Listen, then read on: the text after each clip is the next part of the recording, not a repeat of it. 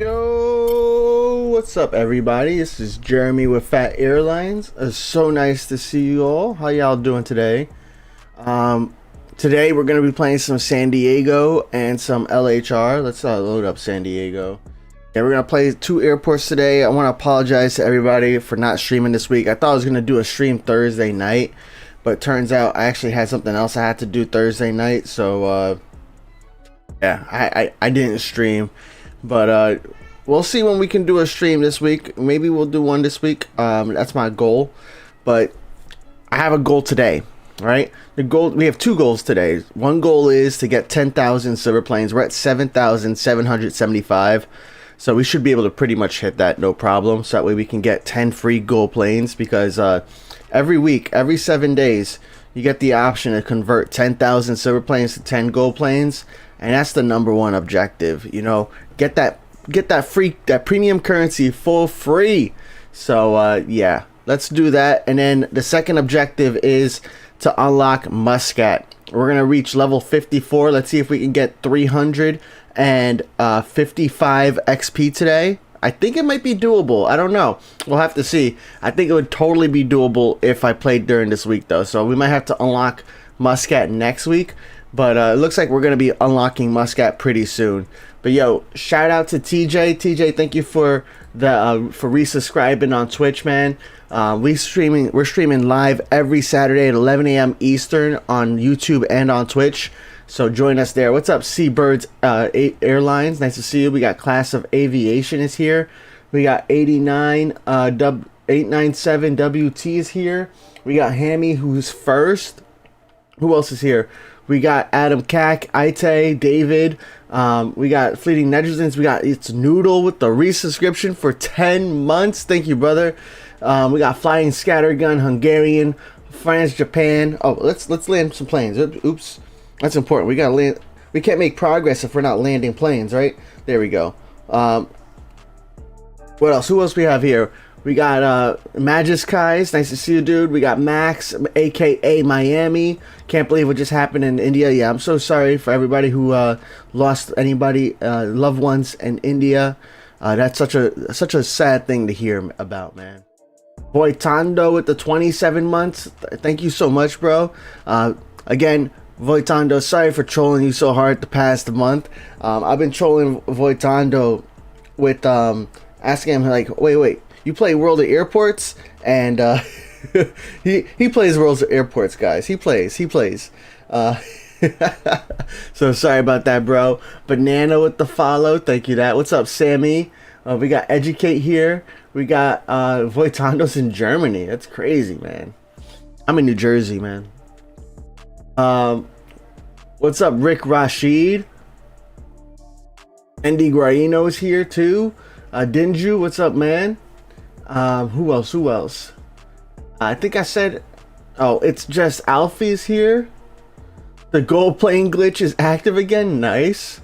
So I guess it must have been like it must have been like a lag thing, maybe, or it might be a lag thing. I don't know. What's up, 107 Elio? Mercurial Justice is here. How long is the stream? Milo asks. Yo, what's up, Milo? Typically my streams are like from 11 a.m. to 2 p.m. Today I don't have to end early, so yeah, 2 p.m. like 3 hours is about the time frame. So all right, first thing we need to do is we need to activate the tower manager, and we want to make sure everything is proper here, right? So we want to turn on the approach manager. That way I can manually assign planes, and that way the planes will automatically land even if I'm just talking to you guys in chat. Usually when I'm playing World of Airports, I'm doing multiple things at a time. I'm not just like playing World of Airports. There are some times where I'm just playing World of Airports, but that's different airport. You know, that's a different. Usually when I'm playing like right now GRU, when I have to manually assign planes because I'm not trying to get planes landed that are complete. I'm banking planes.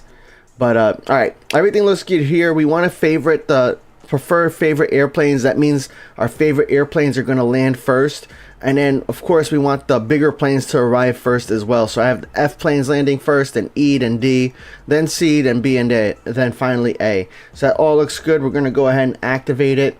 If we didn't have that option turned on, if we had this turned off, the planes would land in the order that I assigned them, with the favorited planes going first, still in the order we assign them.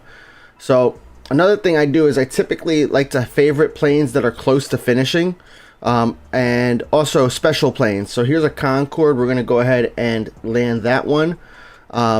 And then yeah, I like to favorite the planes that are close to finishing. Sometimes sometimes they're not favorited, and sometimes we got like a 1 out of 10, because here at San Diego I also like favoriting cargo planes, because there's not a lot of I like favoriting the larger cargo planes, right? The D, E, and F size cargo planes, so that way I can make sure we're getting those landed first. They're giving me 2,000 wallers, and there's only 2 slots for them. So we gotta make sure those land. And then we have, oh, here's another plane that's about to finish. This is a C plane, so we don't want to park it in a D stand like 29 here. We'll put it in 32. And then what else we got? We got my own planes. Here's a Hemi plane. So we got this same thing. We don't want to put a C plane in a D stand, so we're gonna put that there. What else we got? And then these are not complete, so we can assign those later. Very nice. Nobody landed on that drop. There's like 100 people in that. Yo, what's up, Adam Cack? You bought 100 gold planes and you spent it on liveries. Nice. But yeah, Voitondo, when I said I wasn't going to stream, I meant I said earlier on Thursday that I was thinking about streaming, and then I followed up on that like, hey, I can't stream tonight. I didn't mean for today. But anyways, thanks for being here. Alright, so let's go ahead and let's land some D planes. So yeah, today we're definitely not gonna, I don't think we're gonna get the next level, which is unfortunate, but it happens, right? Line up that plane. Oh, look at 90F. Let's go. I don't think I've handled that on this account yet. We'll see. Any tips for St. Martin? What's up, man? What's up, Zocker? So St. Martin is a tougher airport. In St. Martin, you really do benefit a lot from buying more contract capacity. I don't know how new of a player you are or how old of a player you are. You know, like, do you have a lot of silver planes? If you have a lot of silver planes, you might want to consider buying more contract capacity at St. Martin, because you know, the more planes you can handle, the more XP you're going to get, and the more silver planes you're going to get, right? Because you're just going to have more planes you can handle in one game session. But if you don't have a lot of silver planes, really you want to have a balance of larger planes. And a lot, like maybe like half of the contracts that you have are probably going to be small planes. That's mainly just because of the way, you know, St. Martin is laid out. It's made for small planes, and you want to have a lot more small planes in St. Martin, but the small planes aren't really going to help you level up fast. So that's where like a part of the problem is, because usually you want to level up fast. You don't want to level up slow. So you have to. That's why you have to do a balance, because if you have only larger planes, you're just waiting forever. You're gonna have too many planes. You're gonna have handling crew doing nothing. When you can have small planes landing and being handled.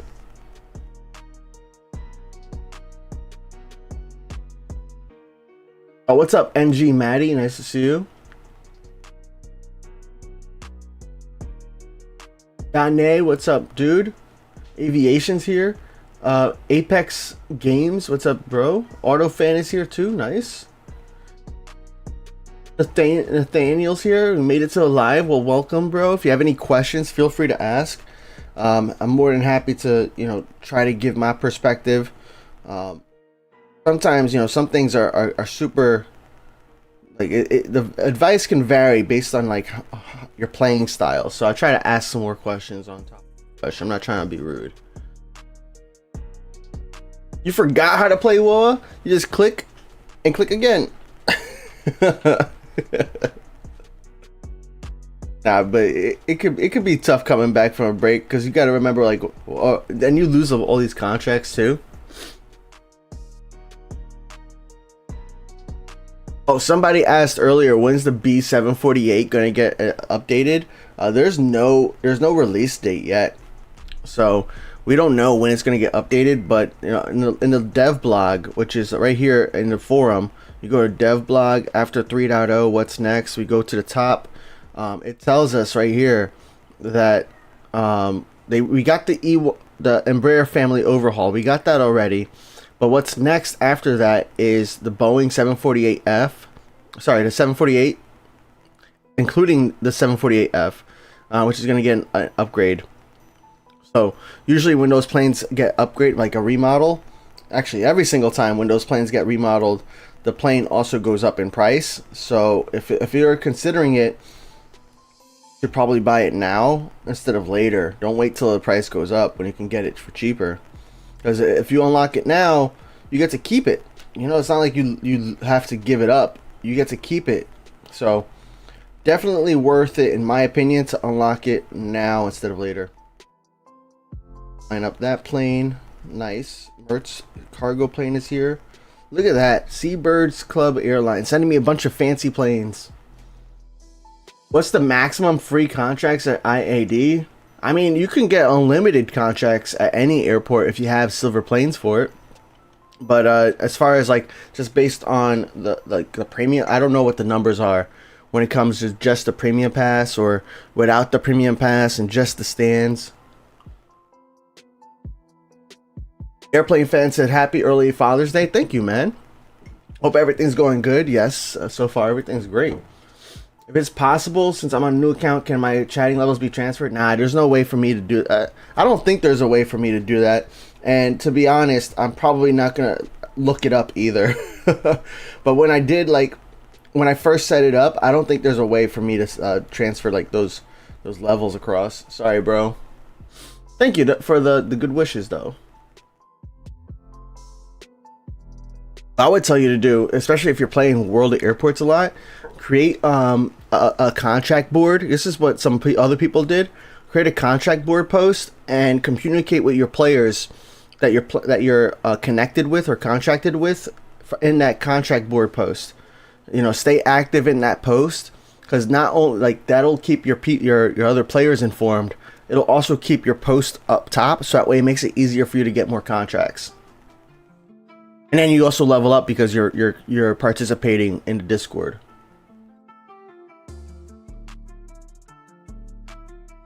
Do you play with 0-player contracts because you're way too inconsistent? Any random tips you have for getting better contracts? So I would, you could still play with player contracts. You just want to, you know, check for some players. You know, there's a lot of players, like even me. I don't really care. Yeah. For the most part, it depends on what airport. So I'm trying to be careful with the way I word it, but like for most airports, I don't care if you don't play every single day. Like, I don't even care if you play every single week or every month. There's some people who quit the game and I still have a contract to them. So you can find players like me who don't care how often you play. We're more than willing to send you a contract. There's plenty of us out there. So that's one thing you could do to kind of help out. Another thing you could do too is like buy your own planes in your fleet, and send them to, you know, random contract destinations. The first destinations I like to send my airplanes to especially when I'm in a new airport, is I like to send my airplanes to a playable airport. Because when you're sending your own fleet airplanes to a playable airport, you don't have to pay Wallers to send that contract. It's free. Now every single airport, every single airport that you send a contract to, when it's not a player, has capacity limits, right? So there's only a certain number of passenger planes you could send and a certain number of cargo planes you can send. But when you're sending player contracts, the capacity limits no longer apply. So I would probably, I'm a fan of playing with other players. There's plenty of people out there who will accommodate you. Somebody who doesn't play every single day. You could definitely find somebody who's willing to send you a couple planes.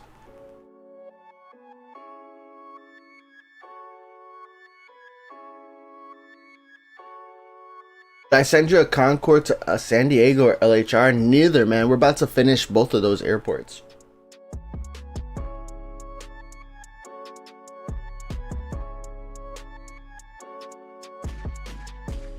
Yeah, Hammy, that's cool. You don't have to worry about renewing the A388 to my SAN, because we as much as I want to say that I'm going to keep playing, I mean, there are a ton of levels after level 54 at San Diego.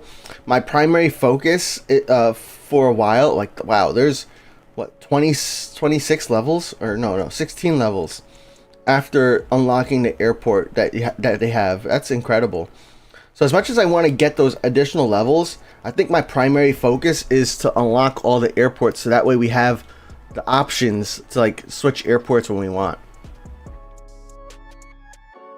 Yo, what's up, Made to Move? Nice to see you. Waited you so long. Last stream you were in level 30 and now you're Bari level 20. Let's go, brother. That's awesome. You got a gamer.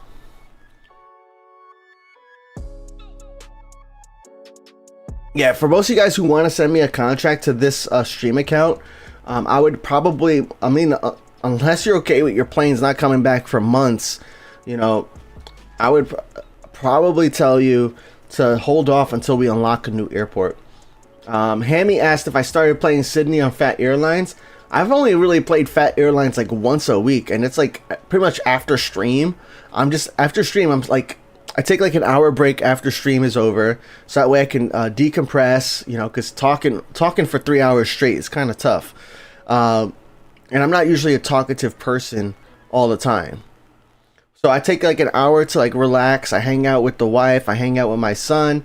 We watch a little TV, or we go for a walk or do something like that. And then afterwards, I usually hang out in the backyard. We have a nice little patio, which like a covering. So like today it's raining here in New Jersey. So even on days like today when it's raining, I can still hang out outside, which is pretty nice. As long as the rain's not like falling sideways, you know. And then I'll be playing on my iPad, on my iPhone.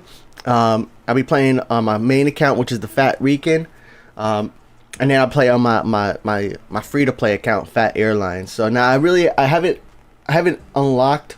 I unlocked Sydney, but I haven't even started Sydney, because I'm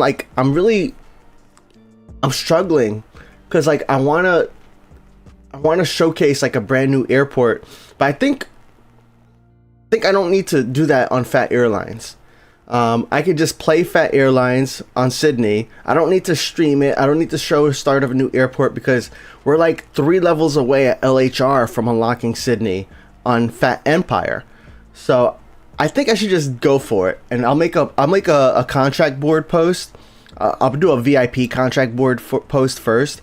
So VIPs, those are people who are members on YouTube or subscribers on Twitch, or members on subscribers on Discord, or you can get a VIP for free as well by just like leveling up in Discord. I think you have to be like level 24 or something. I forget what level it is. You guys will correct me, and feel free to correct me.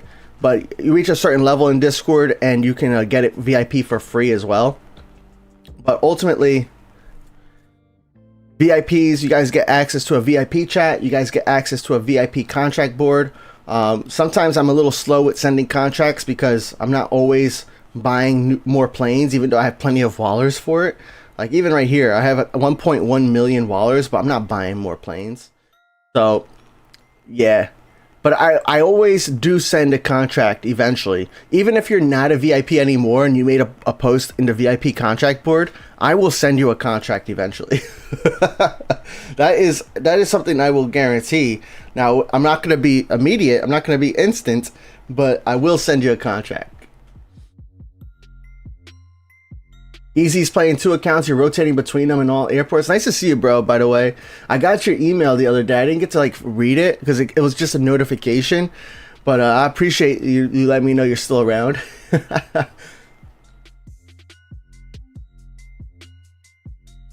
Hammy said, I know you may not play as frequently because he kind of stopped playing in and Bari. Yeah, I'm pretty sure I'll go back to those airports once we unlock like all the airports. Then we'll have to go back to some of these other airports. But until then, we're just gonna, I'm gonna focus on,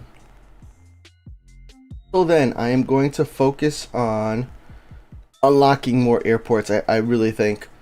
I Maybe that's what the midweek streams should be about, is just like playing those older airports so I can continue leveling up. Like, isn't it's kind of like, this is the advice I give to other players, and I don't really follow it on my stream account because I'm only playing once a week, so it's like a different perspective. But in general, I tell people you need to play like World Airports, or you don't need to play, but you will progress faster. And this goes for all you guys asking for St. Martin tips. You will progress faster if you play for like 30 minutes a day than if you play for 3.5 hours in one day. And that's the reason why, is because you're giving planes a way to like travel and then come back. And then you're actually even better off if you play for like 30 minutes in the morning and then 30 minutes in the evening, because then those same planes that go round trip, they can come back. And then you also want to go back to old airports, because almost all the airports have additional levels after you unlock it. So like here at San Diego, if I reach level 56, I'm gonna get 8,000 silver planes. That's incredible. You get extra handling crew here, which is, you know, nice at San Diego. I'm not really running into too many handling crew issues, but if I have, you know, 6 F planes on the ground, I probably would run into handling crew issues. You get more contract capacity, another 8,000 silver planes, a single gold plane, and another 8,000 silver planes. So I definitely need to go back and play some of the other airports for sure. That's probably what I need to do on my weekday streams, especially once I'm done focusing on unlocking the new airport, since I'm so close. Boy, Tondo really wants me to handle in. You right though. When is the 747-800 remodel? No date has been given, but according to the dev blog, number 27, which was released on May 5th, I think it was, it does say that the Embraer was going to be the next plane that's updated, which is already out in the game.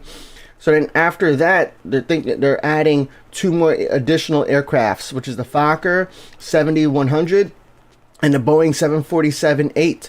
So with this Boeing 747-8, even the 748F is going to get an update with it. So definitely you need to keep an eye out on that, because once it gets updated, the price is going to usually double. So I think I have both of those planes unlocked on this account. Let me just double check. We're going to go to locked, and we're going to go to F. Oh, so I don't have the 748F unlocked, right? I probably should unlock this, right? Because after it gets updated, it's going to look better, and it's also going to be double the price in gold planes. So instead of being 30 gold planes, it's going to be 60 gold planes. And not only that, but the liveries, well, there's not a lot of choices here, but you can unlock the basic livery. So you're going to have to pay like full price for the liveries, which is going to be unfortunate for most of us, because some of you guys have gold planes that you could spend and only livery available is basic. But still, this basic livery is also likely I think it doubles as well. It goes up in proportion to the price of the plane, and that's just something, you know, you want to probably unlock now. That way, when the update comes, you don't have to worry about paying, you know, twice as much. And that's the same thing with like the 7. There's a bunch of other planes that aren't updated in the game. I'm gonna go through just the planes that I have locked, so we can look at the gold plane price. And we're gonna start from the top. But like the AT-76, yeah, that's a solid plane. This plane has the most amount of liveries out of all the planes in the game. Because it has so many special liveries. There's seven special liveries on this plane. So that's a good plane you might want to consider unlocking. That hasn't been updated in price yet. You know, we have the SF-34. Not really necessarily the greatest plane, but I think if you have, there's certain liveries on this plane. Or no, they don't show your name anymore. That's sad. I thought it showed your name. Maybe I'm missing something. Basic 1. Nah, this plane used to show your name. It doesn't show your name anymore, so not recommended anymore. It used to be recommended because it used to say your name. Not anymore, so no longer on my recommended list. The A20s are already updated, so those prices are increased. But then we go to like the B38M. This is a plane that, like, it's not even that graphically like bad, but it doesn't have the inflated gold plane price. So another plane you might want to consider unlocking while it's still at this low price. 734, another plane you might want to consider unlocking along with some of the liveries. You know, the 734F, the 738, you know, that's another plane, you know, and the 738 has a couple special liveries with it too. It has the Orca, it has this special, it has Box, I think is what this one's called, and then it has also, I think, the USA livery as well. So pretty cool. It's funny, I have the USA livery, but I don't have this plane unlocked. Interesting. The 738F, another plane that hasn't been updated in price that I would probably consider unlocking. You have the A306, not updated in price. Even people keep asking, when is this going to get updated? But it doesn't, to me, it doesn't look that bad graphically. I think there might be some animations that are missing. But another plane you might want to consider unlocking, especially since it's only, what, 16 gold planes? Yeah, 16 gold planes. Whereas like the 767s are all like twice that amount, right? Then you have the C-17, not necessarily the greatest cargo plane, but it's a solid cargo plane, especially if you have Leipzig. You can get to a lot of destinations, or a few destinations with this plane. What else? 744, another great plane that you can use as an E plane. You can get a lot of wallers on a single flight with this plane, and it's only 28 gold planes. And that's it. I mean, the Concorde also, it's updated, and the price didn't update either. So that's a nice thing, but it's 1,000 gold planes. That's usually everybody's like end goal, is to unlock the Concorde. And maybe one day we'll unlock the Concorde on this account too. We'll have to see. Oh, here's another completed contract. Nice. So how much more XP? Oh, we're still at close to 200. Like, getting excited every time we get closer, and like one contract gets completed, I'm like, oh, we're getting close, but it's not that close.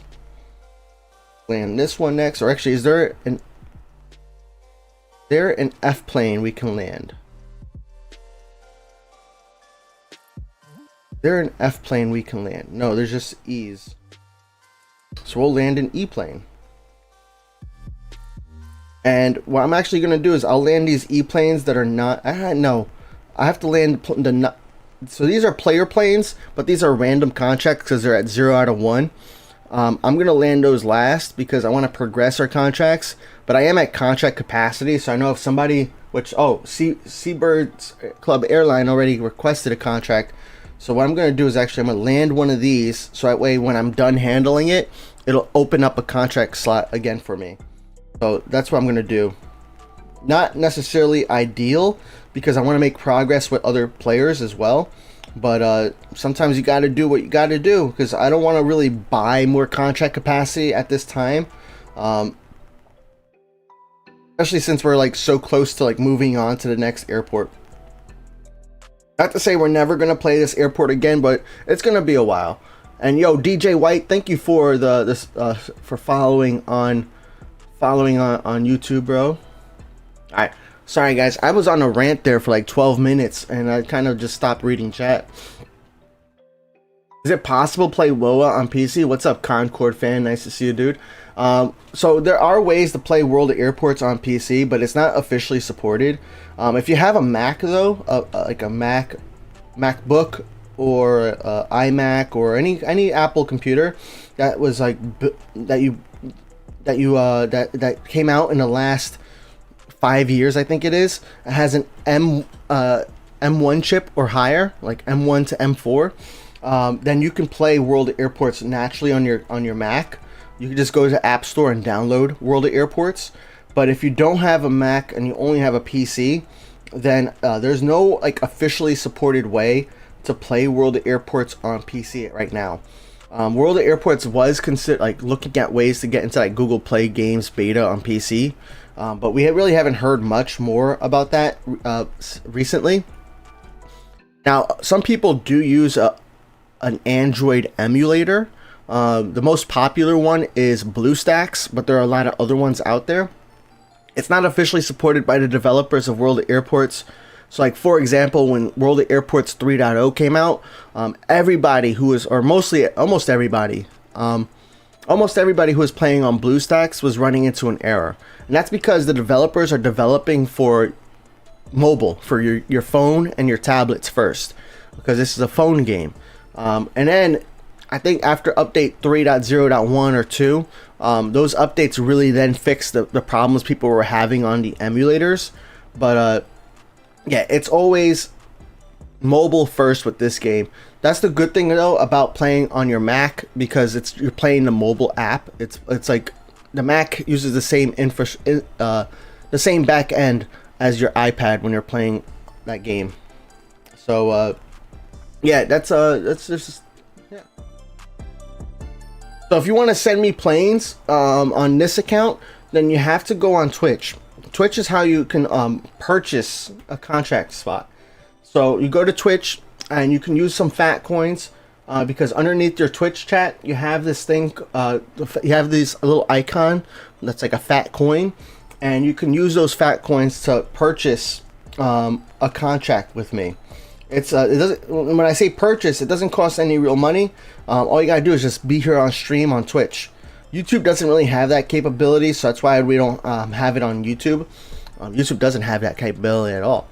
So on Twitch, you redeem it, and that forces me to accept one of your contracts. So for example, we have like Seabirds Club Airline, who sent me this nice another USA livery on the 738.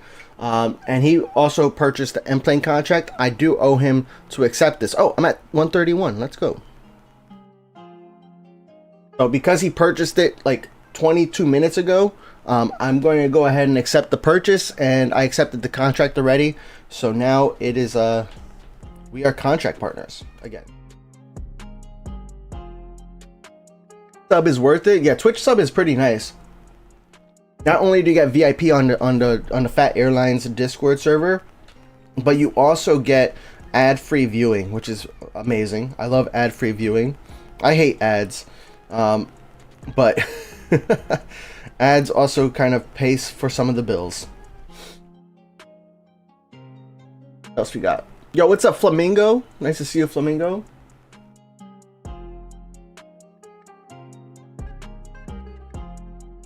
When you play, Noodle says when they play St. Martin on their main, you always play them at alt at the same time. That's a good idea, actually, because it's kind of slow at St. Martin. So it's like I do have time to like play on another account at the same time, and it's like not like I'm gonna be like super distracted.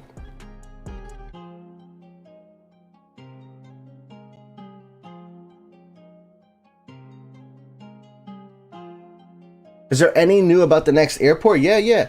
So on the same dev blog number 27, which came out May 5th, it tells you right here, the next airport is a personal project with a broader impact. So you're creating SCL, Santiago de Chile, as a gift to one of the team members who's recovering from serious health issues. So it's going to, another unique destination in South America. But importantly, it's all about, kind of having some empathy for a team member, so that way they could play with like their one of their favorite airports. Whether that's I don't know if that's a home airport to that team member, but either way, it's a gift to one of the team members. So I'm pretty excited about that, just to see another airport coming out. And that also gives more, like, I don't know if small planes can reach GRU to SCL, but I know medium planes definitely can. So it gives another use for medium planes. Like, that was my problem with Nagoya before BKK came out. Was that Nagoya, you had almost no use or no player-to-player interaction with your medium planes or your small planes. It was only large planes that you could play with other players. So I love it when World of Airports introduces some airports in between, like that, let you also use your small planes and your medium planes. What's up, Daniel Aviation? What's up, Maddie? Maddie says, I assume I can only unlock a plane at an airport which can handle the airport. So when you can only, so for example at Bari, you have to, so when you first unlock a plane, I'll show you here. When you first unlock a plane, you have to not only unlock it, but you also have to buy one. So if you're at an airport that doesn't have the F stands, right? So let's say Bari, right? Bari Airport does not have F stands. So you couldn't unlock and purchase this plane. It wouldn't even show up in your offers menu. So there's no way for you to unlock this. Same thing at like St. Martin. St. Martin doesn't let you have E or F cargo planes. So if I were to go into here and try to unlock, you know, the AN22 at St. Martin, it wouldn't show up. I would not be able to unlock the AN22 at St. Martin. So the airport that you're currently at, you need to be able, that plane needs to be able to land there, because the only way you can unlock is if you purchase it at the same time. So for your first purchase of a plane, you need to have gold planes and Wallers. For all additional plane, after you unlock it for the first time, then any additional purchase at any airport is just for Wallers, but you have to use the Wallers at that airport. There's no way to transfer your airplanes from one airport to another. So if you buy a plane at Washington IAD, you can only use it at IAD. If you buy a plane at San Diego, you can only use it at San Diego. The only exception is these planes in the Premium Pass. You'll see here, like, you get an airplane here at level 65 that says airplane A320 only at San Diego. So this airplane, you can only redeem it at San Diego. But down here at level 67, you see this BCS3. BCS3 doesn't have that. It doesn't say only in San Diego. It doesn't say anything. So this airplane you can actually redeem at any airport. You go down here to your fleet menu. Let me take that plane off. Go down here to your fleet menu, and you can see here I have a 752, which is only available at SAN, and then I have a BC. I have a ton of planes that are available at all airports. I don't necessarily redeem them right away. I try to, you know, think about where I'm going to redeem them. Sometimes I don't even redeem them. But yeah, essentially, if I go into another airport, you'll see all these airplanes that say like all airports will also show up in that list. But these airplanes that are only in SAN will not even show up in the list. So just a cool little tip there.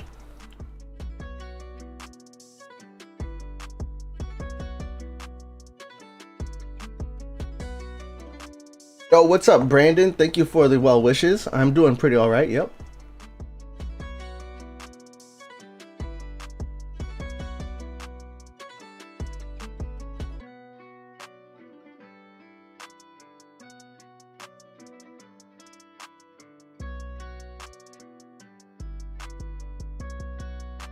Oh, what's up, Mike? What's up, Republic?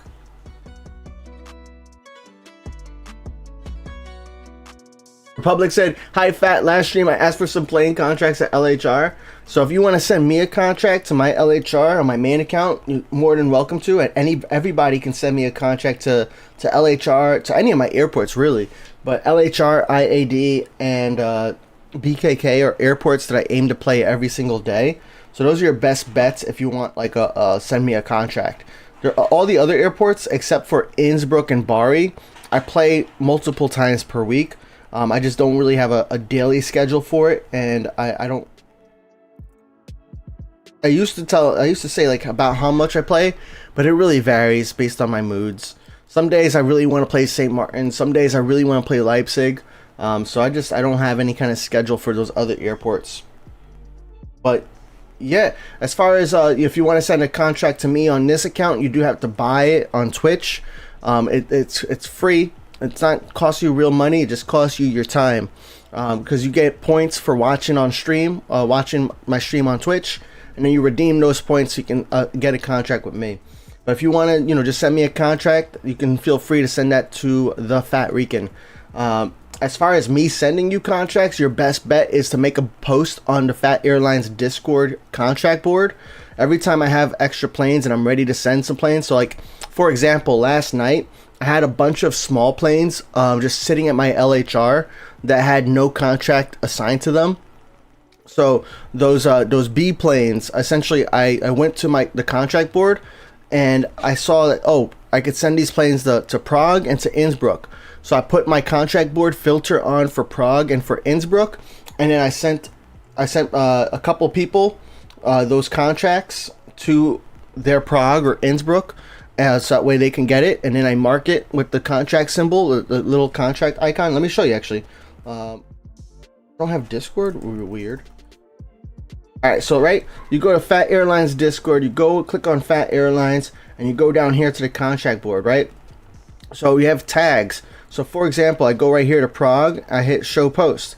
So here's Formidable Revolt, who's looking for planes to their Prague. Only B, C, and E passenger planes. So this is perfect. I only play once a day. For me, I don't care how often people play, but ultimately, once I send this person a plane, I hit this button here, and then I know, okay, I sent this person at least one plane. I'm gonna uncheck that so that way I don't confuse myself. But yeah, I go through this list when I have planes ready to go. In general, I don't really like this kind of things because that's not really adding anything to the discussion.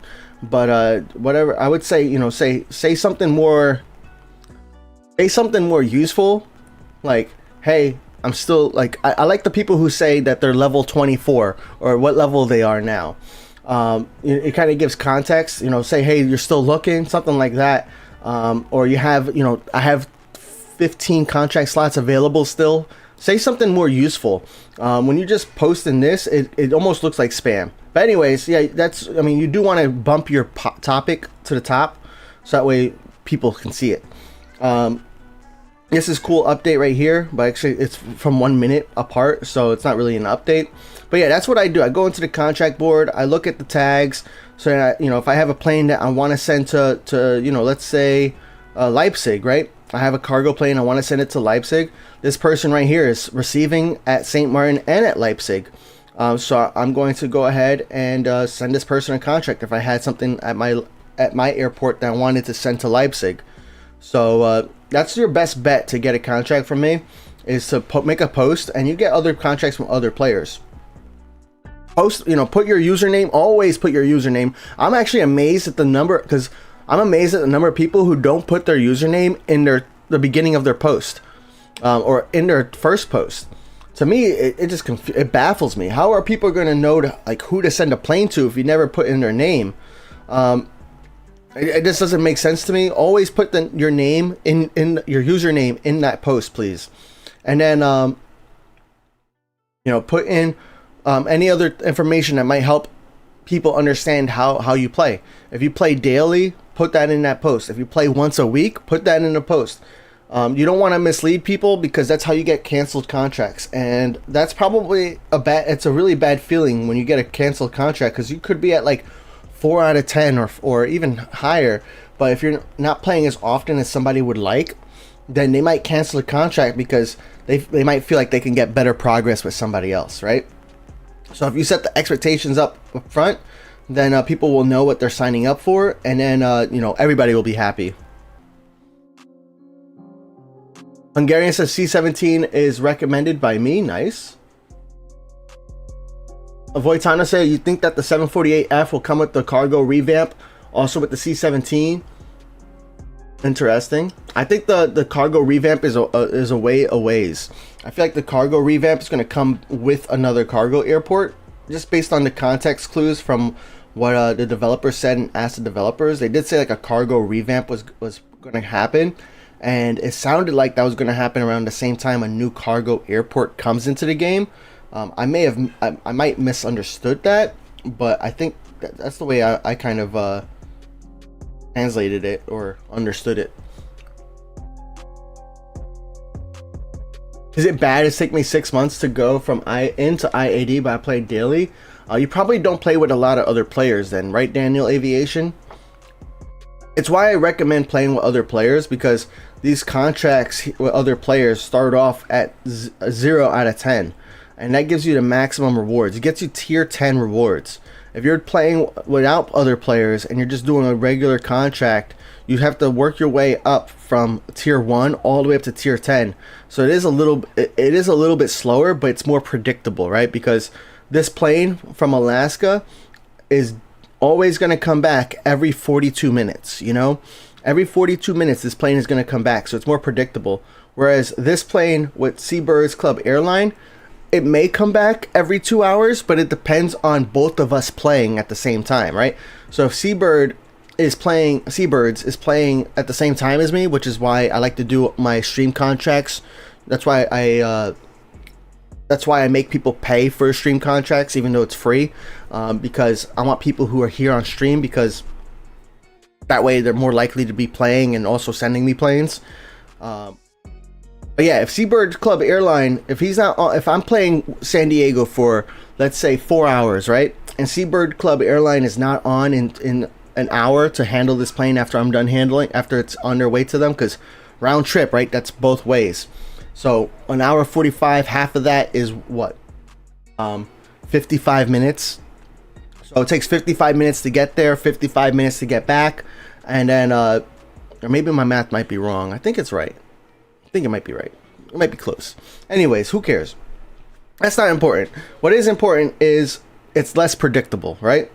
Because it depends on both of us being active and playing. So you get a little bit of a trade-off, but that's where you could find a lot of great players in the Phat Airlines Discord, and even other places. There's a lot of great players.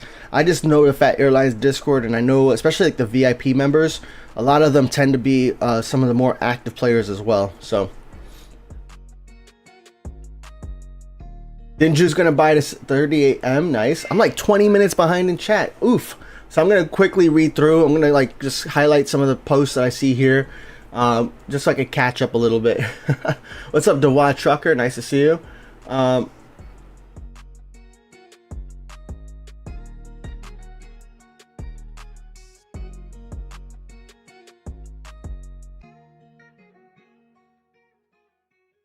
Whew.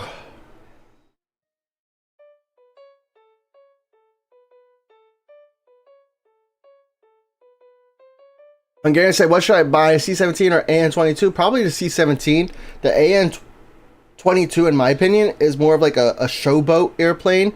It's like, hey, I have all this Wallers, because like it's not really like a super profitable plane at all. So it's like, hey, I have all these Wallers. Look at what I can spend. That's the kind of way I think about that plane, because you're not really making a lot of money on every single flight at all. You're making more money on a C-17 than you are with the AN-22.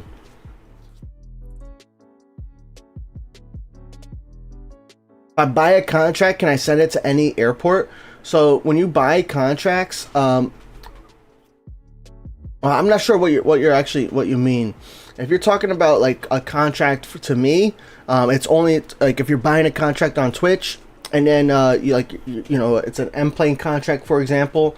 Then that M plane contract is only for the airport that I'm playing at right now. If you're talking about like for your own playing, it depends on the statistics of the plane. So you can go to your fleet menu down there. You go to configure and buy, and we could look at the A388, for example. So we could take a look at this plane, and you go right here to the seat layout button. The seat layout will let you kind of see where you could send this plane. So for example, right here, the A388, there's like one destination I can send this plane to without reconfiguring the plane. So you have to sometimes reconfigure a plane in order to get it to any destination you want.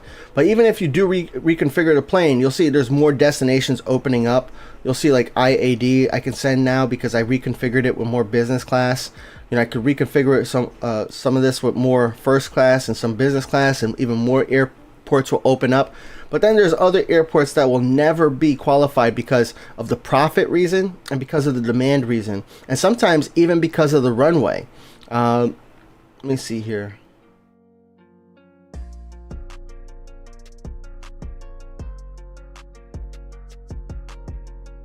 Yeah, here we go.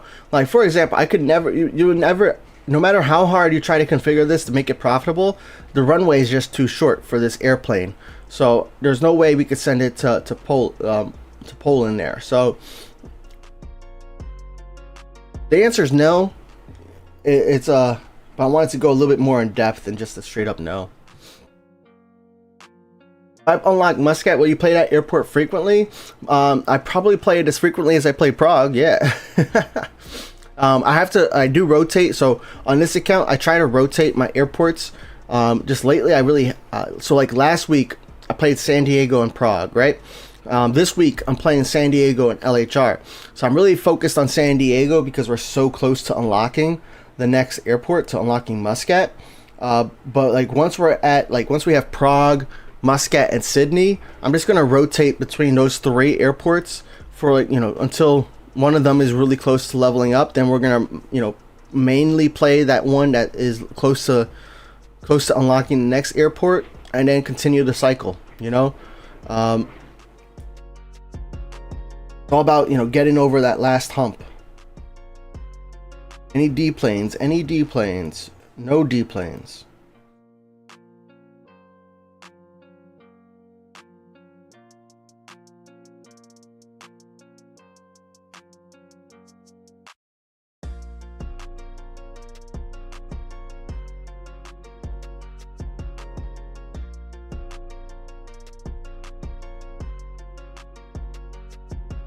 Mike is saving up A320s from the Airbus pack for VIP giveaway after SCL releases. Nice. I haven't really used any of my... So I've been buying the Boeing packs and the Airbus packs, but I haven't really used... I really haven't used any of them. Except for like, I used one, but like the majority of them I haven't really used. They're all just sitting there on my main account, just waiting for redemption. Can I send planes to San Diego? I think, but not when I'm at San Diego. But when I'm at other airports, yeah, I could send planes to San Diego. I have a lot of different planes unlocked on this account. If we look here at the unlocked planes, I got A388, 789. So all these planes, like these E and F planes, I could probably configure from a lot of my other airports to send to San Diego. I don't have IAD unlocked. I don't have St. Martin unlocked.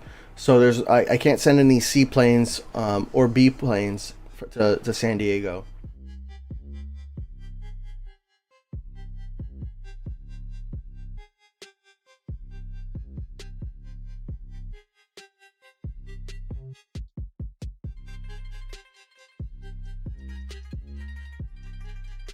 Oh, yo, Hababo Airlines, thank you for subscribing for 6 months on Twitch. The Wild Trucker, appreciate you, man.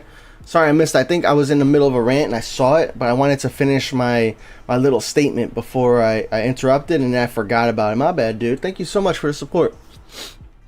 Hopefully Anchorage is the next one. I feel like it is, but at the same time, right after they mentioned that Anchorage might be the next airport, then like immediately after they also mentioned generic airports.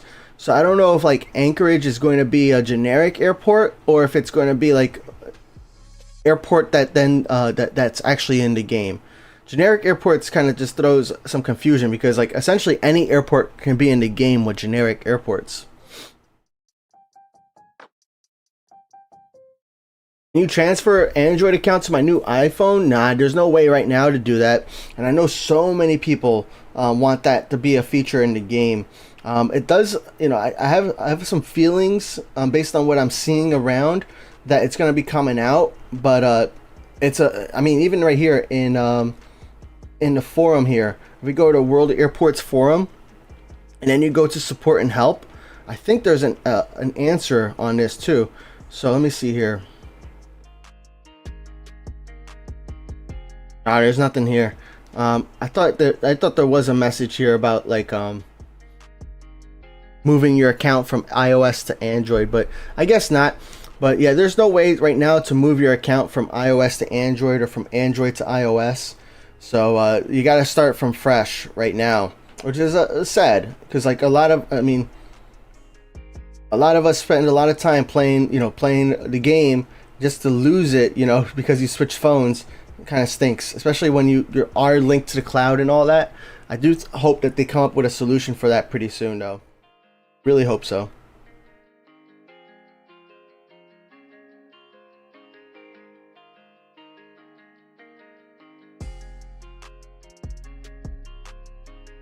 Hungarians grinding gold planes to buy the 748 before remodel. Nice.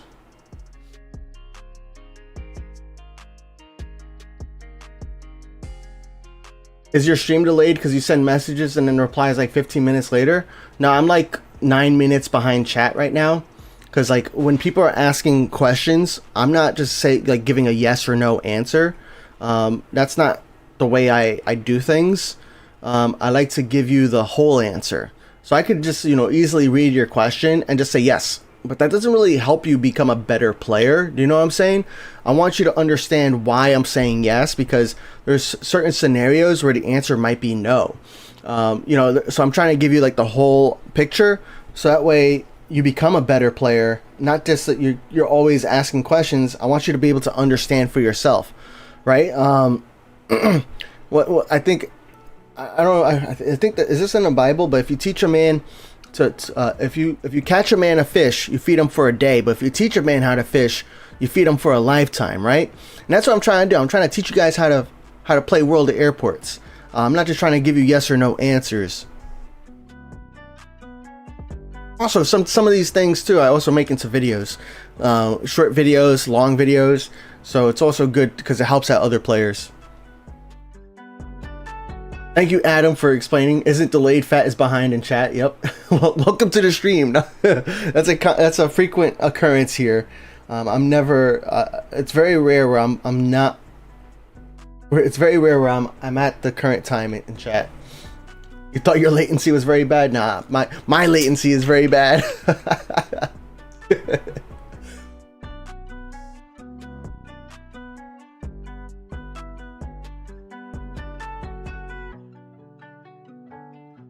Dev said they said. Alex said the devs said though they will do an update every quarter of the year. So now the next update in Q2. That is their expectations. Sometimes the actual delivery and expectations don't always align, and we've seen that. If you like I've been playing since World of Airports like came out, essentially maybe like 2 months after it came out. But I've been following World of Airports and the developers, and they have and I talk to the developers now too, and I know they have the best intentions when it comes to making sure that like, things are released on time. But I mean, I was looking at the World of Airports Discord yesterday, for example, and there was this one guy who was on a major rant about how he is so tired of bugs in this game. You know, why can't the developers get everything done right? You know, they just need to focus on fixing the game, not on new features.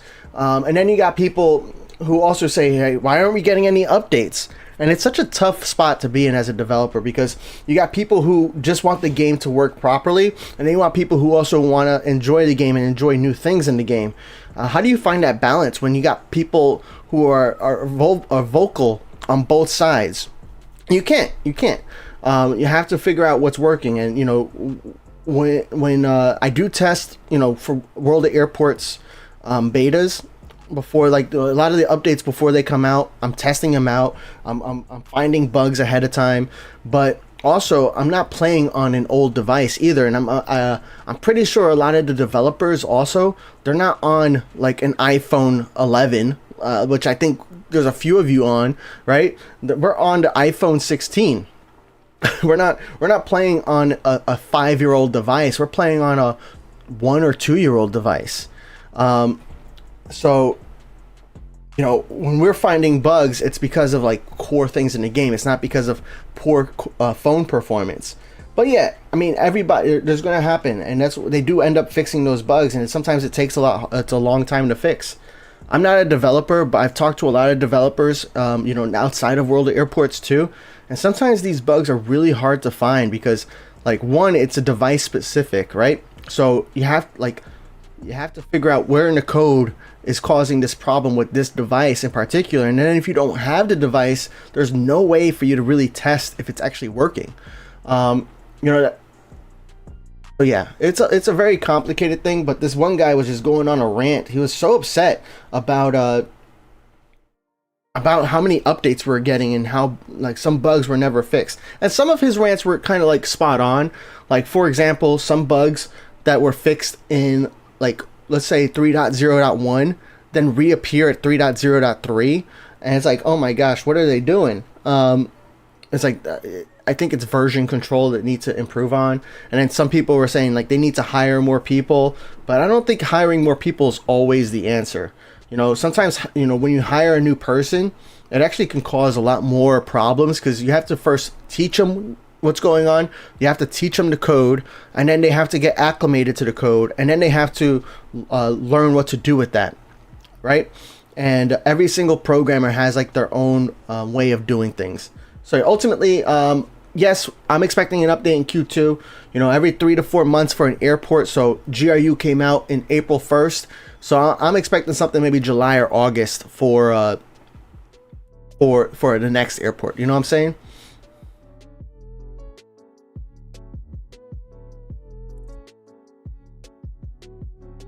A long stream before, probably like two more hours. Birthday, Maddie, nice. On his main, he has everything unlocked except for the DHC6. You got that right, Hungarian. Actually, though, I don't have like one of the new. I think it's like the E195. No, I have that unlocked. The E190F I don't have unlocked yet, but I do intend on unlocking it. I want to do like a phatirlines.com, an email giveaway for that. So that way when I buy it, it's going to have like an inaugural livery essentially. And that's going to be like a special, like maybe not necessarily like a special livery, but it's going to be a unique livery. So that way when for that giveaway, it'll be there. So yeah, by the way, if you guys aren't signed up already, sign up for the Phat Airlines. Go to phatirlines.com and sign up for our email newsletter. Our email newsletter, it comes out every once in a while. Right now I aim for like every 2 or 3 weeks. I actually figured out a way where I could have, I'm still working on the St. Martin giveaway from like a month ago. So I know some of you guys are getting the responses now. It's just such a tough airport to send to so many medium or so many C-size planes to.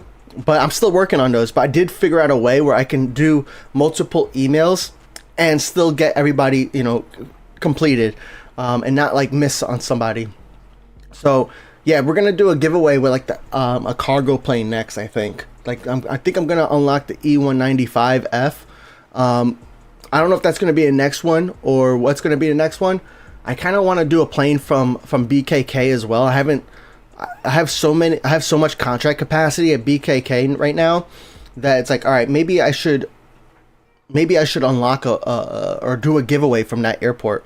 I also think I have like 10 million wallers at BKK, so I mean that's more than enough for a lot of seaplanes. Maybe even a D plane. I don't know. I've been really considering doing a D plane, but I'm afraid I don't have enough wallers for that. We'll see. But yeah, yo, what's up? Well, Alfie, welcome back to Twitch. Like, I'm still 10 minutes behind in chat, man.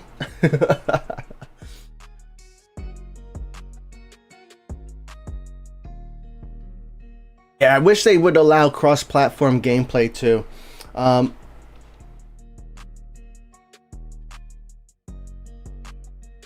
I know it's something that they've been saying for a while now, though, that they are working on.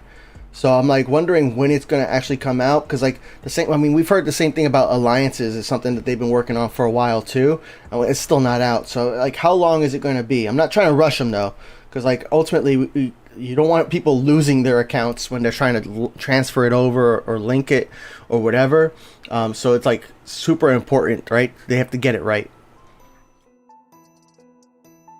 The day Nagoya's remodels, the day I will be happy. That's probably the next airport to get remodeled, right?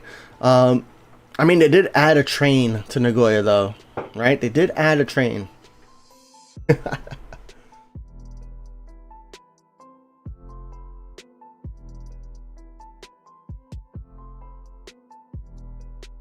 Hockey fans say, yes, so many people complain about the minor things. If it doesn't affect actual gameplay, report it and let it go. I'm with you. But a lot of people are also playing this as like I'm playing it more of a just like as a gamer. Like I'm leveling up, I'm enjoying it. But a lot of people also play this as a sim, right? So they want the airplanes to go to the right terminal. They want to, you know, they're playing every single mini game. People are playing the game in different ways, so I get where they're coming from when it comes to that. But yeah, I'm with you. I'm mainly with you. Like if it's a small bug, report it and come back to it later. If it's a major bug, report it and, you know, Draw some attention to it.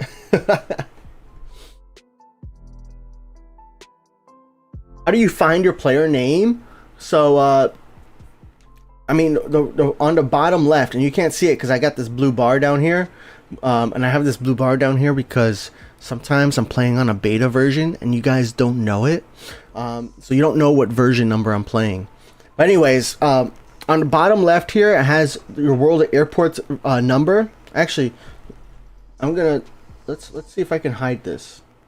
I'm not playing on a beta version right now, so I'll show it to you guys.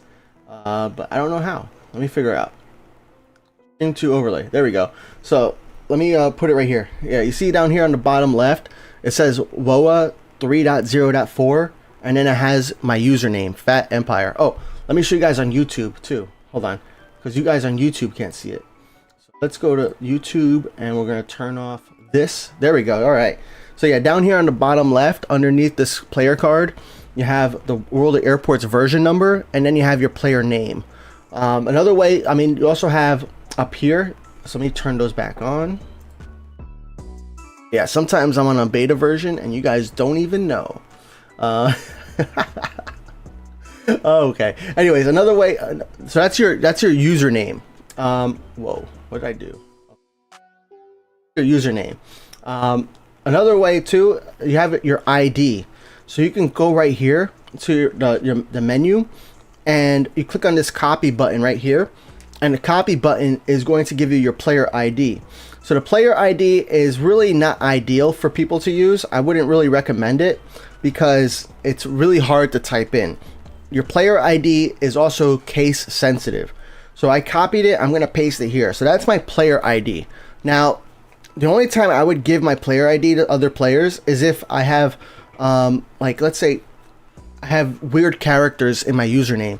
Some of you guys have emojis in your username. Some of you guys have other language characters, like I don't know the languages, but let's say Chinese, Japanese, all those like Asian characters, non-Arabic, right? Some of you guys have accents on your username, right? So sometimes that could be hard for some people to type in, or sometimes you might even have like punctuation in your name, and people might have a problem with getting that. So then that's when you might want to share your player ID. But your player ID here is case sensitive, whereas your player name, which is right here, Phat Empire, is not case sensitive. So you can, it's really easy for most players just to share your player name. But if somebody's really struggling, then you can copy your ID, and you can send them your player ID, which is case sensitive, and they can paste that into their game, and they can send you a contract that way. But I prefer getting player names as often as possible. It just makes it easier for me to send contracts, because it's easier for me to remember too. I don't have to think about how do I. Sometimes I gotta think about how to spell it, but I don't have to think about you know, capitalizing or lowercasing. Is that a 0 or an O? So yeah. When I buy my first E190F, buy it at Leipzig and send it to your LHR. Nice. Cool.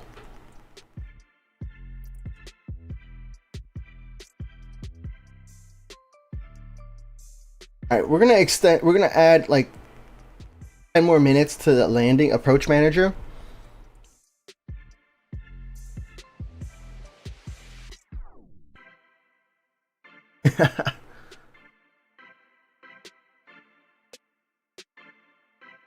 Got 22.2k fat coins. Nice. Airplane fan says, I just finished making my contract request for him. Nice. Congrats, man. You'll catch up when the stream is over. That's pretty much when I do catch up, hockey fan.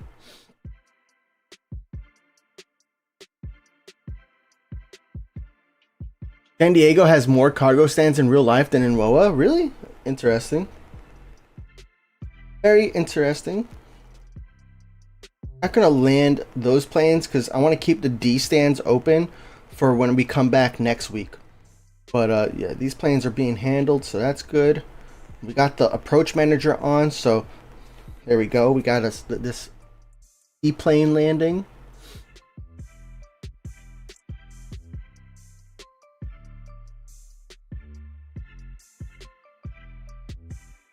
and I show the iOS leaderboard. Let's do that at the end, because then I'll switch over to my main account, because right now I'm on my Phat Empire account. So if I go to the leaderboard, and you can click on the icon right here, it's not going to be super helpful, because I'm very low in the rankings on this account. I'm at 22,000, and I mean, if I go to global and I try to scroll up from 22,000, it's going to take me minutes, many minutes to do it. And it's just going to be way too long. So I'll switch over accounts, and that should allow me to, yeah, I will switch over accounts, so that way I'm like usually like top 50 for most of them. There's only like actually for Woapedia liveries collected, I'm not like up in the rankings, so it does take me a little bit to scroll, but not nearly as much as I do have to scroll on this account. So we can do that soon. And then the Android leaderboard is also separate from the iOS leaderboard.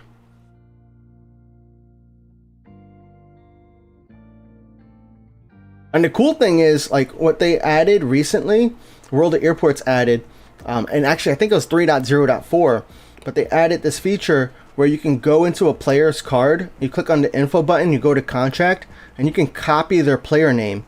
So like if you got a player card who has like all Chinese characters, like Adam Cack said, or Asian characters, because they might not necessarily be Chinese, right? Or you have a player who has those weird characters, and you don't know how to spell it and you don't know how to pull it up, you can just copy it from that way. So that's pretty cool too. Let me see here. Like we got Sammy. Sammy is notorious. Great player to play with, but he has a hard name to spell. So we can go, here's like Stopka, right? We can click on the info button, we can hit contract, copy the username, and then we can paste it. And boom! Now we got their player name right there. Pretty cool. I guess I don't have any Sammy contracts. That makes sense. That makes sense. Put your overlay back on for Twitch. Oh, good call. Oh, you know what happened? I hit the space bar. Yeah. I was like, I hit the space bar, and I was like, nothing happened. Weird. And yeah, something did happen. I just didn't notice for that. What does the Twitch VIP badge do? I mean, not much right now. It does give you a nice little icon. But also, if we enable slow mode, or we enable subscriber only mode, or follower only mode, or emoji only mode, VIPs are they are not restricted from that. So if it's slow mode, they can talk as much as they want. If it's emoji only mode, they can still use regular characters. If it's subscriber only mode, they can still talk even if they're not a subscriber. So they get those added benefits. Plus they get a little cool icon next to their name. Also, if you buy it on Twitch, if you buy VIP on Twitch, I will also give you VIP on Discord. That's a cool. I like this box livery in a lot of ways. I also don't like it. I like how it mixes colors, but it's so hard to kind of like find a good scheme for this. So the 738 is the only plane that has this livery on it. I wish they would like give more of these like special liveries to other planes too. But I think it's pretty interesting plane. All right, we can.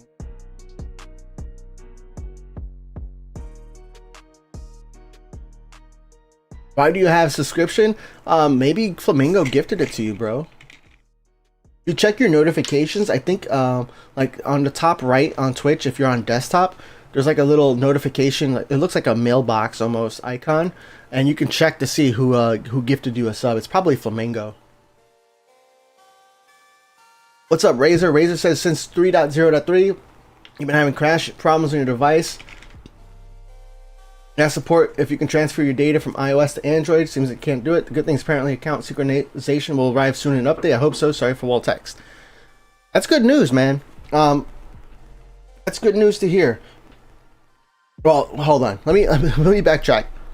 It's bad news that your game is crashing. I'm sorry to hear that, man. Like, first off, I would tell you, I mean, you reached out to support, so they probably told you the same thing, but I would change the graphics to fast. I would turn on battery saver mode. I would turn off 3D landscapes, and maybe that'll help your game run a little bit better. Otherwise, maybe another update will get it going. It sounds like you are using a new device now too, so that account transfer is going to be helpful for you. I am looking forward to the account transfer. It's promising to hear that they said that it should be coming out soon. So that makes me hyped.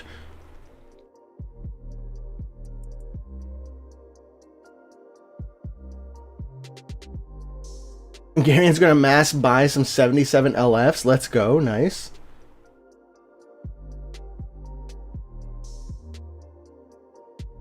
Adam Keck, you didn't know you can copy names? Yeah, that's a brand new feature in 3.0.4. Yes, I caught up to chat.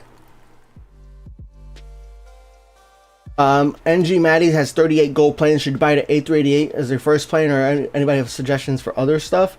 If A388 as your first plane is probably a tough one. I mean, it's a great plane, don't get me wrong, but to have it as your first plane to unlock can be a little tough because me personally, I like to get like a C or D or an E plane, mostly a C plane as my first plane to unlock, mainly because when you go to a new airport, my main goal is to get more fleet planes, because planes in my fleet earn me more wallers than any other plane that you get, right? So if I can buy a plane and get more wallers, which then help you to unlock more stands, help you to buy more planes, to help you to level up, all those things are done when you have a fleet plane. So I like to suggest as a first plane a C plane, because those are a lot cheaper to get to, right? So if you have an A388 as your very first plane to unlock, then you're going to have to go from an A380. An A388 is like 460,000 wallers. So that's going to be kind of hard to get to in a brand new airport. Now, in your existing airports, that's no problem, right? Like, you probably have you have some wallers. You can make up that money. But in a new airport, it's going to be a while. So it depends on what your goal is. Like, are you going to unlock a new airport soon? Are you thinking about like starting up new airports and helping those new airports to level up faster? That's what I like to do, is make sure we get fleet planes. I also, if you buy the premium pass though, like on a new airport, then you might not need to worry about buying too many planes either, because in a new airport, the premium passes, they always have a lot of airplanes in these early levels that you get for your fleet included with the premium pass. You do pay for the premium pass, but you get all these planes for your fleet. So it does make it a lot more unnecessary to have to unlock, or to purchase a seaplane, for example.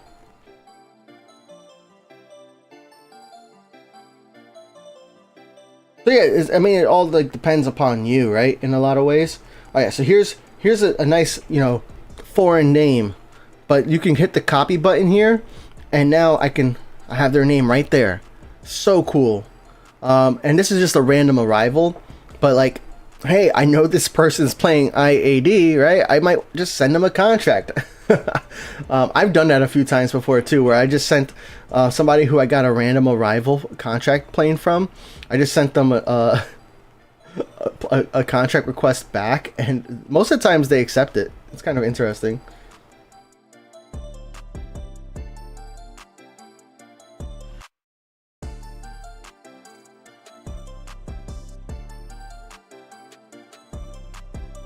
All right, we're gonna switch airports shortly. I just want to get this we're gonna get 2 more E planes landed actually. So I'm not gonna have any other planes take off, because they're all just gonna have to take off automatically. We're gonna oh, it's over here. We're not gonna, yeah, we're gonna let those planes take off automatically. We're not gonna take them off on the runway. I do want the D and E plane, or these larger planes, to land, and then this one's boarding complete, so this one's gonna be finished pretty soon. We're gonna let this plane push back, get another plane landed in its place, and then we're gonna switch airports.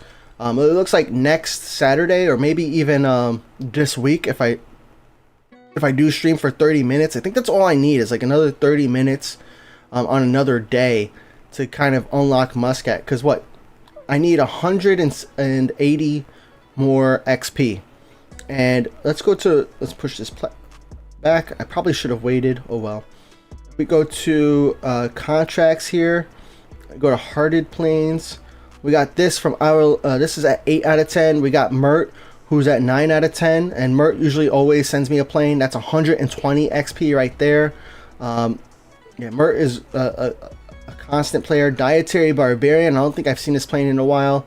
We got Hammy with the 7 out of 10. Hammy, another solid player with 119 XP. So yeah, it looks like next Saturday we're definitely going to be playing some Muscat.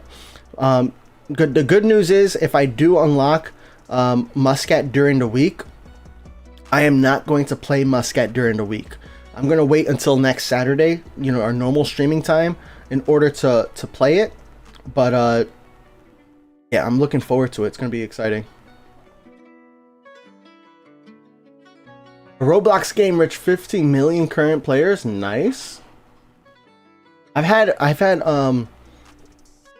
this offer in my mailbox to do a sponsored stream for Roblox, and it wasn't like a particular game on Roblox, just Roblox. But the thing is, like, the sponsored stream, like, I would have got like some money just for playing the game, and then I would have got some more money for you guys signing up for playing the game on a new account, and then even more money if you guys buy Robux. But I'm like, man, I think like 80% of you guys are free to play players for the game that we're here to play, World of Airports. How can I expect you guys to buy Robux when they're not even buying gold planes in the game that we're here to play? So I'm like essentially not going to do that co-stream or that sponsored stream. But yeah, I've had that offer, and the offer just keeps increasing in value too, which is like super tempting. But it's like, nah, I'm not. You guys don't even buy gold planes. Oh, and I talked about this last week too. I want to talk to the developers about like some kind of like, it's like not necessarily a sponsorship, but kind of a sponsorship. But let me see, how am I going to work this? You know how Rocket League and Fortnite, they have like a creator code that you can type in when you buy the premium currency? I want to do something like that, or I want to pitch something like that to the World of Airports developers. So that way, like well, it's not just for me, but I would suggest to them that like anybody who meets monetization on like YouTube or Twitch or something like that, like with that platform, then they could apply to be part of the World of Airports creative program. And I wouldn't even mind managing that program for them, like the signups and creating the code. If they do that, I would tell, I mean, that would kind of put me on the developer team in a way. Anyways, you know, they would have to set up some rules, so that way it's not just me. Everybody has a chance to kind of get the creator code, right? But the idea there is that, like, I know for Rocket League and Fortnite, if you put in a creator's code in there and you buy some of the premium currency, the creator also gets like a little bit of a affiliate, you know, a kickback, a fee. So I'm thinking about pitching that to the World of Airports devs. I mean, that would take some development time from them too. So a little interesting, you know, to have to think about. All right, we're gonna switch airports as soon as this plane. Well, oh, this is another one that's complete. Yeah, so as soon as this plane gets parked, we're gonna switch airports. I'm not in a hurry to complete this plane because it doesn't really matter. It's not a plane that's going back to a player. Like, it's not a contract plane. This is a random arrival plane because it's at 0 out of 1, and it's a player plane. So there's no hurry to make sure that this pushes back. Whereas, like, you know, this one I would want to push back, but I'm not going to wait another 5 minutes for it. So superfluous name, we're just going to have to wait till next time to get this going.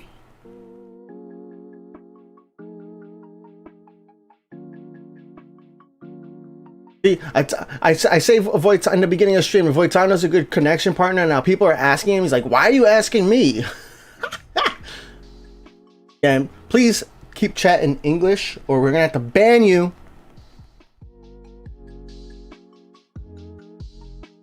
Even if your name is Voitando, we're gonna ban you. Don't make me do it.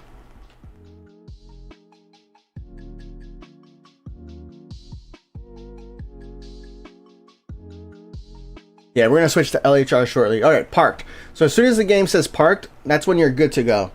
You don't have to worry about it retracting. But when it doesn't say parked, when it's still saying taxiing, and it might look like it's in the stand, but doesn't say parked yet, it's gonna have to taxi back. It's gonna have to land and taxi back all the way.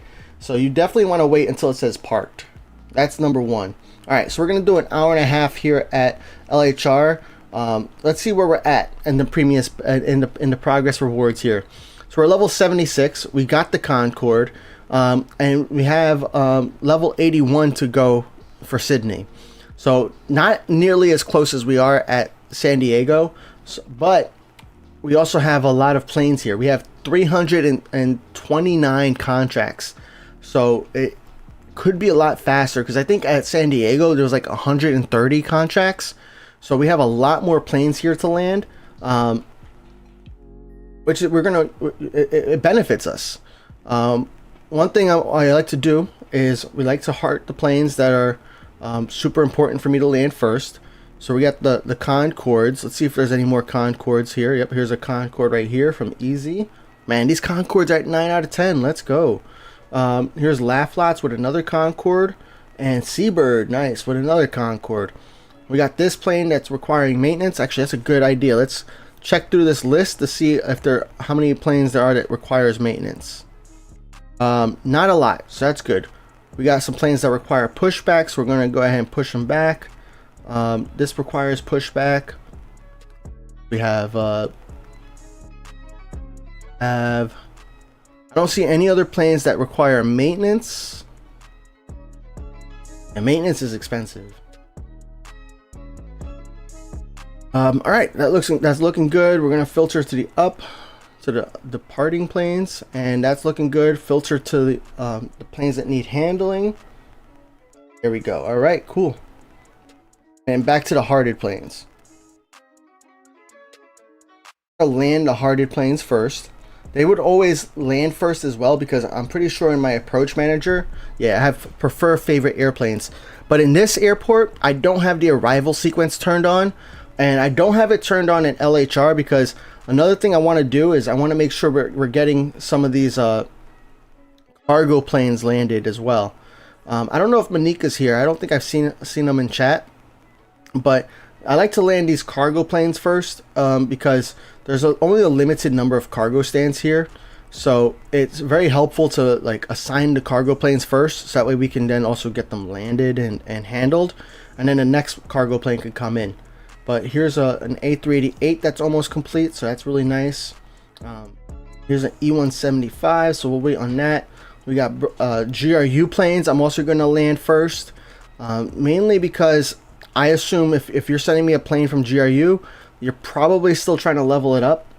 So I want to just help you level up, even though this is not the account you want to send planes to if you want to try to level up fast.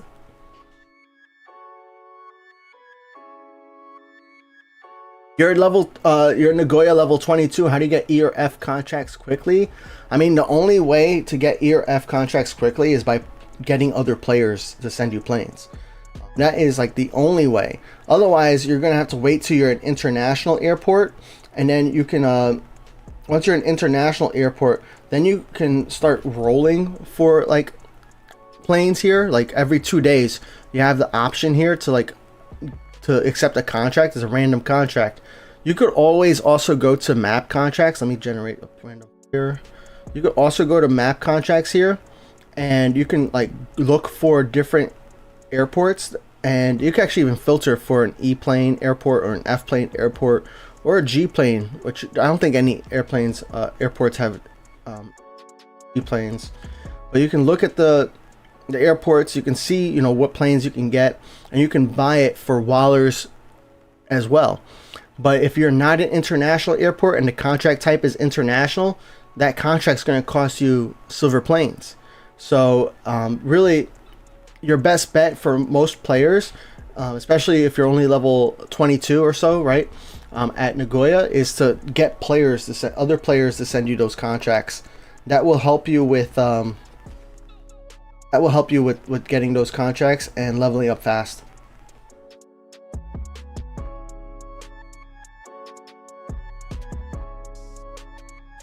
You got 3 big checks on A380s and 10 A21NXs at once. That's crazy, man.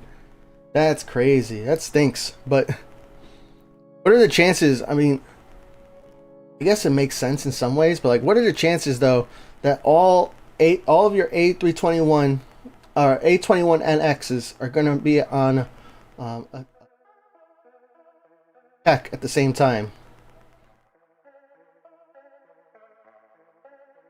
Things like if you bought all 10 of them, let's say you did a giveaway, all 10, that means every single one of those 10 players handled the plane like as soon as you sent it to them, or as often as you were playing. Definitely some great contract partners if that's the case.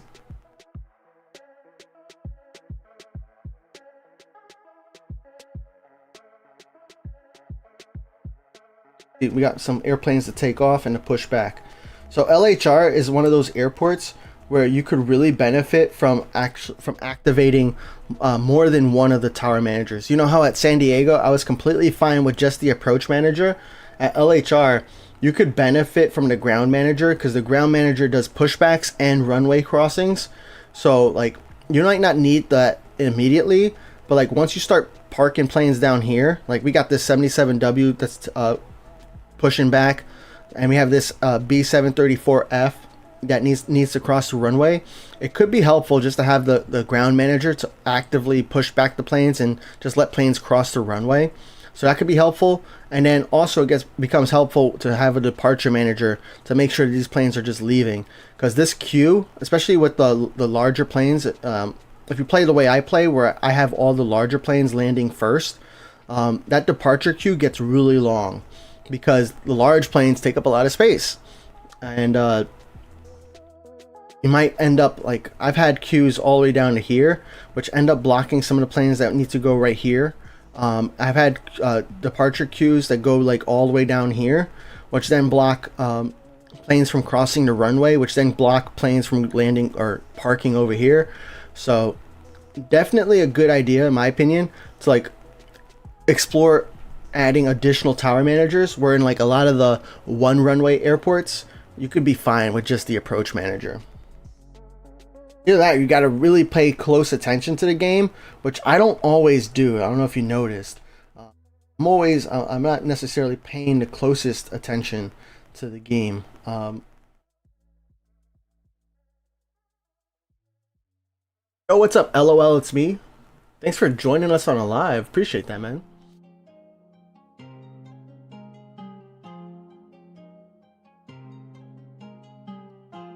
What movies and series do you like to watch? So, I mean, my favorite series right now, and actually, I think it's funny you mention it, because like yesterday I was talking to my wife, and you know, one of the TV shows that I watch to like motivate me to like get in shape, because right now I talked to the VIPs about this week, but like I'm really trying to lose a lot of weight. You know, I'm always going to be fat, but I'm not going to be fat. You know, it doesn't sound the same when it's not typed out. But anyways, I want to lose weight, right? So, one of those TV shows that I watch to kind of inspire me to like lose weight is Spartacus. I think it's just such a cool TV show. It's on Stars, but I was thinking about buying the Blu-ray DVD set. So that way I can always watch it, because usually when I want to watch Spartacus, I then resubscribe to Stars for like a couple of months, and then I'm done rewatching it, and then that's it. I unsubscribe. But it's one of those shows that I keep watching like for like the past like 3 or 4 years. I've just been watching it over and over again. Like usually like 2 or 3 times a year I watch it to like motivate me. It's like, all right, you know, this is why I'm working out. You know, I want to be buff. I want to look good. I don't want to be fat. And then now, especially with, now that I have a kid, and he's 2 years old, I want to make sure I can keep up with him. And then, especially, I mean, I got plenty of time before he starts like doing sports, right? But like, or before he like starts being good at sports, I would say. Like, I want to be like competitive with him if he wants to be competitive. And if I'm fat and like out of breath and like out of shape, then that's not gonna be, that's not who I want to be. So, I've been working out, I've been lifting weights, I've been doing a lot of things to kind of just get things right back on track. Actually pretty cool because this week I weighed myself and I was at the lowest weight I've been at since 2021, September 2021. So I think that's pretty amazing in a lot of ways. I still have a long way to go before I reach my goal, and it's gonna take me about my goal weight. It's gonna take me a year before I reach my goal weight, right? Because you can only lose 2 pounds. In general, you should only lose 2 pounds per week, like what your body can handle. So I want to lose 50 pounds. So actually, if I want to lose 50 more pounds, that's actually less than a year. But like, I like to, think about it like 1 pound per week is a great goal. And if I could lose 1 pound per week and do it by next summer, then I'm gonna be in great shape. No pun intended. So yeah, that's one of the shows I like to watch. I like a lot of the Apple TV shows that are there, like Severance. I know like a lot of people don't have Apple TV, so it's kind of hard to like talk to people about it because like so many people don't have Apple TV. But Apple TV Plus, they just have so many great shows. You got Severance, you got the morning show, you have the Foundation. I'm missing a lot of other shows too that I enjoy. Dark Matter is another one. Like I love those like shows that like you have to like think about. Like Severance is pretty cool because like you watch it the first time and you're like, wow, like this blew my mind. Then you watch it for the second time, you're like, oh my gosh, like, okay, I get how all this is going together. You watch it for a third time and you notice something completely new, and everything still ties together. It's pretty amazing how these writers can come up with these storylines that all link together from one season to the next. But yeah, I like the Apple TV. Other shows am I watching continuously? Succession is another TV show that I watch frequently as well. For that one, it's like, man, I want to. One of my goals in my life is I would like to have like a family office. That would be like that's one of my long-term goals. Is I want to be successful enough that I can have a family office, and like the TV show Succession has something like that where essentially the entire family is in the business. But there's like everybody has like their different roles in the business, and that's something I think would be pretty cool. So I watch that to kind of get inspired. I watch a lot of these TV shows to kind of get inspired. I know it's TV and it's all fiction and made up, but at the same time, a lot of them use like a lot of like you have to use some real stuff in these shows because otherwise it's not believable, right? So. I mean, there's a lot of other shows too, but those are the ones I'll mention for now because I want to go back to World of Airports. Yo, what's up, David Elio? Nice to see you again. Oh, thank you guys for all the support, man. Pammy said the thing that motivated me to shed weight was a weekly check-in and getting some form of daily exercise. So yeah, that's one thing I'm doing. I don't mind talking about my weight loss so far either. But one thing I've been doing is every Friday, I've been taking progress photos.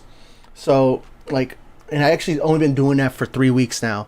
Even though I started like May 1st is like my official start date for like losing weight. I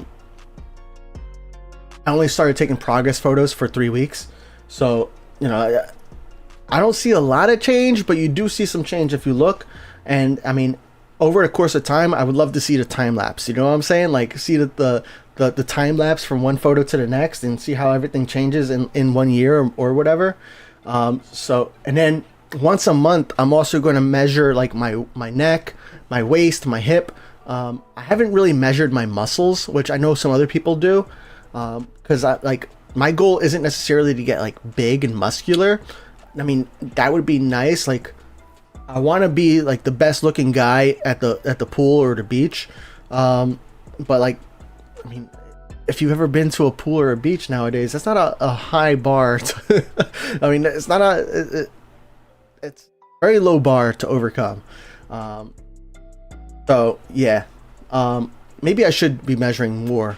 But once a month, I'm going to measure like those fatty areas essentially. And yeah, I do a lot of weight workouts, like lifting weights. So I do like one time a week I do a push workout, one time a week I do a pull workout, and then 2 times a week I do like a cardio low heart rate cardio workout where I'm at like zone 2 or zone 3, so that way I could focus on fat burning. And then the other 2 days of the week, one of the days I'll do like an ab workout, and then the other day I usually take off. Even though I don't know if I really should take off a day from working out, because I'm doing a bunch of different body parts every single day that I'm not even sure if it's necessary, but so far it's feeling good. DJ got Apple TV back. Oh yeah, Voitando, Ted Lasso. Ted Lasso is such a great show too. Yep, that was a good show. Is there a way to get silver planes without having player contracts? LOL, it's me asked. Yeah, man. Every single contract that you get has silver planes as a reward. I like to suggest the player contracts though, because player contracts, they get you the tier 1 or tier 10 contracts right away. So if you look here, let's look at arriving planes, right? So we have a non-player plane right here, an E170. And you have to, if you go to rewards, you have to work your way up from tier 1 all the way up to tier 10. Tier 1, you only get 3 silver planes and 1 XP. And tier 10, you get 39 XP and 147 silver planes, right?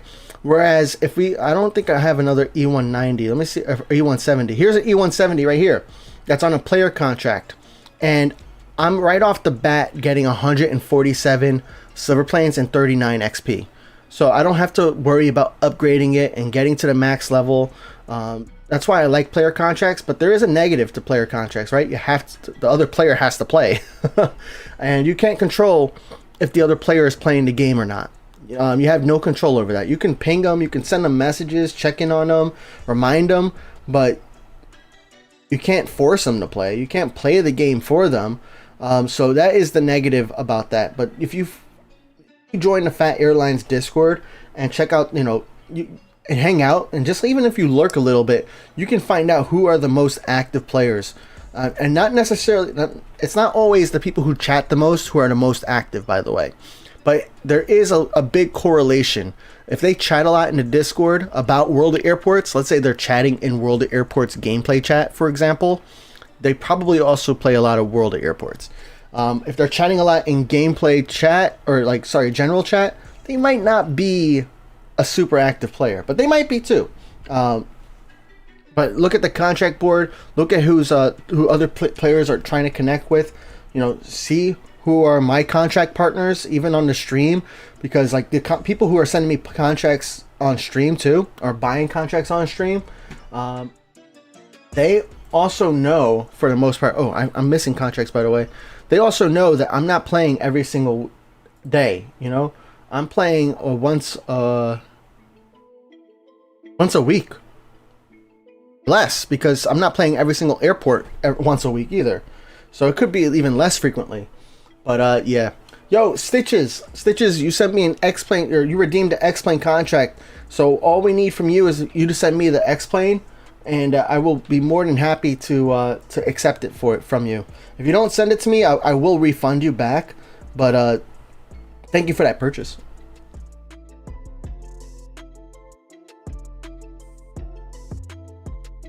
It's 07. Oh, sorry. Peace out, Dinju. Thanks for joining, man. Mike's level 66 at GRU. Nice. Hungarian wants to crush Defoe's dominance in a cargo leaderboard. Nice.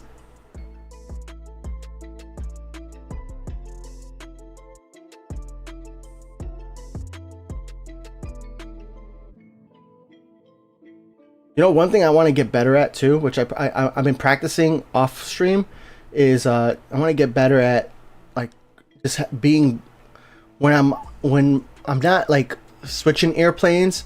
I want to have my screen over here be better at like looking at planes and like being more of a, not necessarily like a gameplay streamer, but you know how a lot of other gameplay World of Airports players, they do a really good job of highlighting the planes, showing them taxiing, showing them being handled, showing them landing or taking off. I'm not that great at doing that. I want to get better at that. So I've been practicing offline to do a better job with showcasing planes.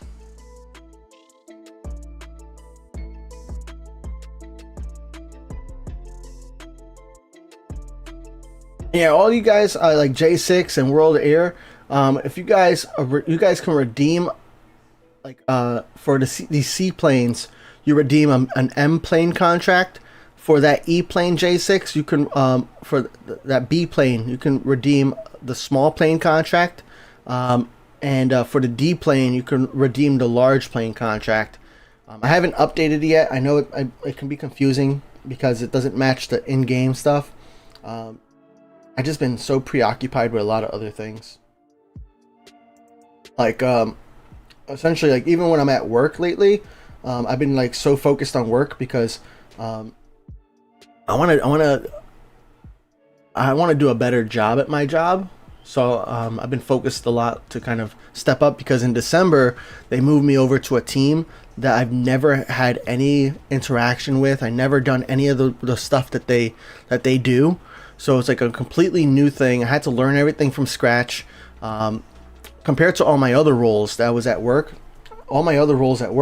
I've always had some familiarity with the stuff that I was being asked to do.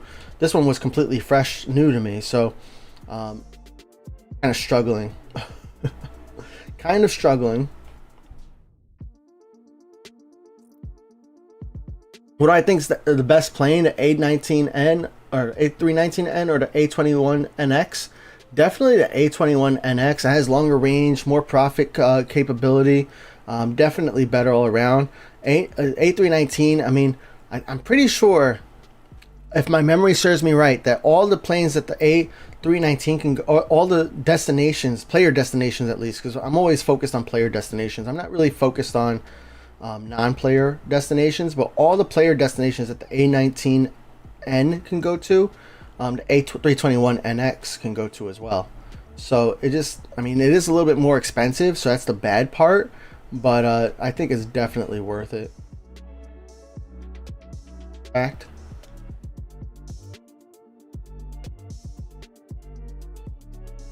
World Air. Wonder if, I can't even tell if these are renewals or not. That's the sad part. I do wish they would bring back the hearts on these the screen here. You can't even see a heart here, or can you? No heart here either. Like, that was such a cool thing that somebody showed me before on the previous versions.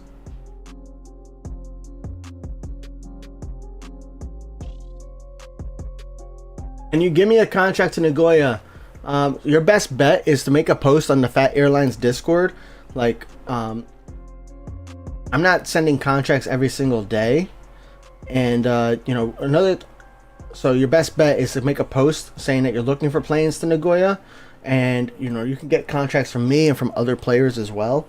Otherwise, like, I do not make any promises on stream that I'm gonna send you a contract. I mean, I have no problem sending people contracts, but I'm not sending plane contracts every day. I'm not doing that.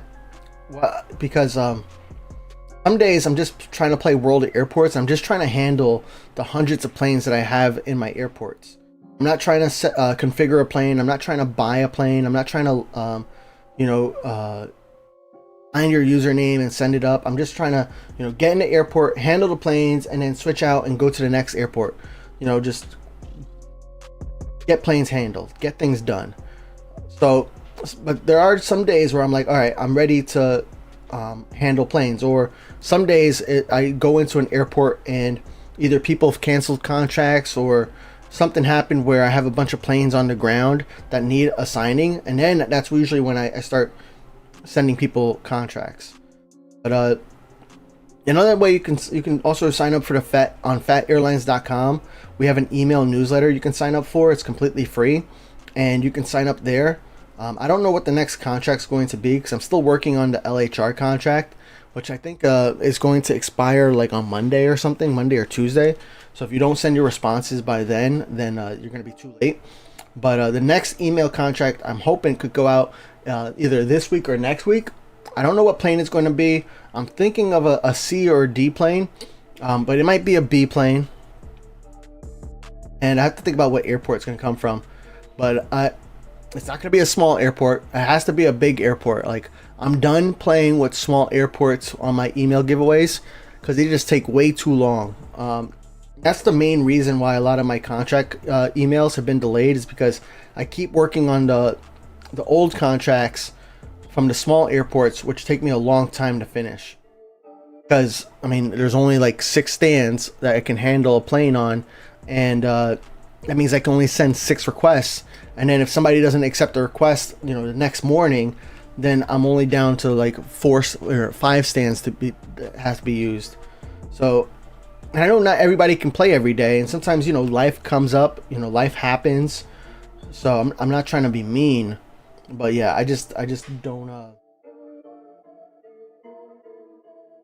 just not gonna do small airplanes or small airports anymore until they until World Airports changes like the way contract requests are going out. Because if contract requests didn't occupy a stand, especially at the small airports, I would have no problem doing more contract giveaways from small airports. But because they occupy a stand, and then I'm also like held hostage by somebody else who waiting for them to accept. Like, I have a few contract requests on my main account at LHR that have been waiting 90 days, and I just haven't bothered to cancel them. I know they're probably not logging back in. They're probably not going to accept the plane if they haven't accepted it in 90 days. What makes me think they're going to accept it in 100 days, right? But like, if it was a small airport, that would really bother me, because like that's a very limited stand. But at LHR, where you have like 200 stands, like, okay, what's one stand? It doesn't even matter. That's why I like big airports, because it allows me to do more of those contracts with you guys, and not have to worry about whether or not you're accepting it fast, or what you're doing, or anything like that.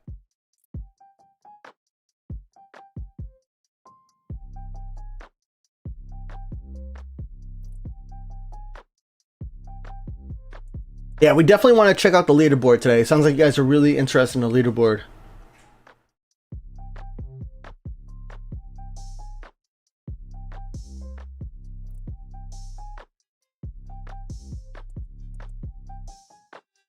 Pat, did you already cancel that Concorde from your BKK to my Nagoya? No, I don't really cancel contracts, man. Every once in a while, I will look to see like which planes are gone for a long period of time, but especially like, but Concords, I haven't really checked too often. Like at Leipzig, I check for my A124 and my A225, but bro, the A225 is so hard to handle at Washington. I don't know if you guys have the same problem as me, but I am having such a hard time handling A225s at Washington. And I feel so bad for my contract partners, because I will turn on all the tower managers, and then my delivery manager, which is this guy right here, which will automatically selects and assign stands. Even though I have G on the top and stand preference turned on, my delivery manager will assign F planes or other size planes on stand 6 and 8 at Washington. I know we're not at Washington, so I can't show you, and I don't even have it unlocked on this account, so I can't show you. But man, there's only one stand at Washington that can handle the A225, and that's stand 7. And then you have stand 6 and 8 right next to it. And if stand 6 or 8 have any plane on them, then the A225 cannot land at stand 7. So essentially, I have to handle all like 300 planes usually that I have waiting at Washington, and then finally the A225 lands. And I'm not always playing the airport to handle all 400 planes at once. That's not usually what I do. But man, I feel so bad for my contract partners who send me A225s, because like just turning on the delivery manager and the delivery manager is not doing its job properly. That's why I really do wish we had a way to kind of like go right here and like say, hey, don't land any B planes on this stand. Don't land, you know, or this stand, for example, like don't land any D planes in this stand, or smaller. I really want that feature, because the delivery manager is just assigning planes on the wrong stands, which is blocking other planes from landing there, and it's not ideal for me, and it's not ideal for my partners either. Sad. Amy said that's why I don't use the delivery manager. Yeah, but sometimes I just want to be AFK. You know what I'm saying? I just want to not have to worry about it. That's actually, like, Voitando called me out in the Discord for not playing GRU, and it's because like GRU I don't turn on the delivery manager. I pause the delivery manager now, and that's actually one cool thing too I noticed is if you pause the manager, and I'll show you now. Actually, you pause the manager, you exit the airport, and then you come back. The delivery manager, that manager is still paused. That used to never happen before 3.0. I'm not sure when that started happening, but definitely before 3.0, that would never happen. Like it would come back on as resume. So I think that's a fantastic little shout out to that feature. But what was I gonna say? So that's a cool thing. Like you can pause the delivery manager, exit the airport, or if your game crashes, you don't have to worry about the delivery manager just all suddenly being active again. But yeah, at GRU, I haven't really been playing a lot, even though I want to play it more often. I haven't been playing it a lot, mainly because I have to manually assign all the planes. At GRU, I'm max level at my GRU. So what that means is I'm saving up a lot of the planes that are non-fleet planes, any planes that are not mine. If they're at 9 out of 10, I'm trying not to land them. That way, when SCL comes out, the next airport, I can go into GRU, land all those planes that are at 9 out of 10, and essentially unlock that next airport for free. You know what I'm saying? So that's what I'm saving up for. So that way I can unlock those next airports for free. That next airport for free by having all these planes that are 9 out of 10 with XP, and land them, complete it, claim it, and eventually quickly unlock the next airport.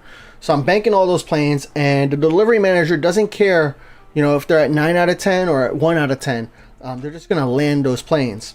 So that's one of the things that at GRU I have to manually assign all the planes, and sometimes I just want to, you know, turn on all the managers, walk away for like 30 minutes, and then come back, handle some planes, you know, walk away for 15 minutes, come back, handle more planes. That's also why I have a lot of handling crew in a lot of my airports.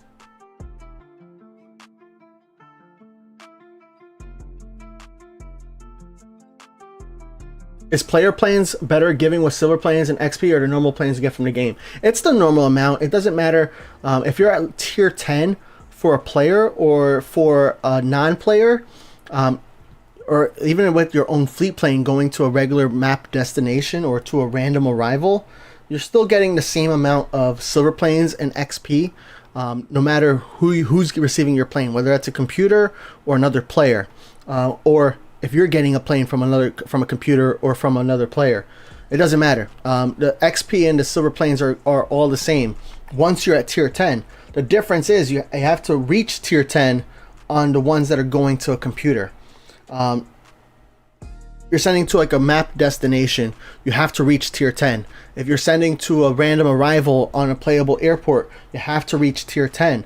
But if you are if you're sending to a player directly, or a player sending to you, then you start at tier 10 automatically. That's the main difference. So in order to get to tier 10 though, you have to handle that plane 45 times. And then you're finally at tier 10, and then you get after another 10 handlings, you get your first tier 10 rewards.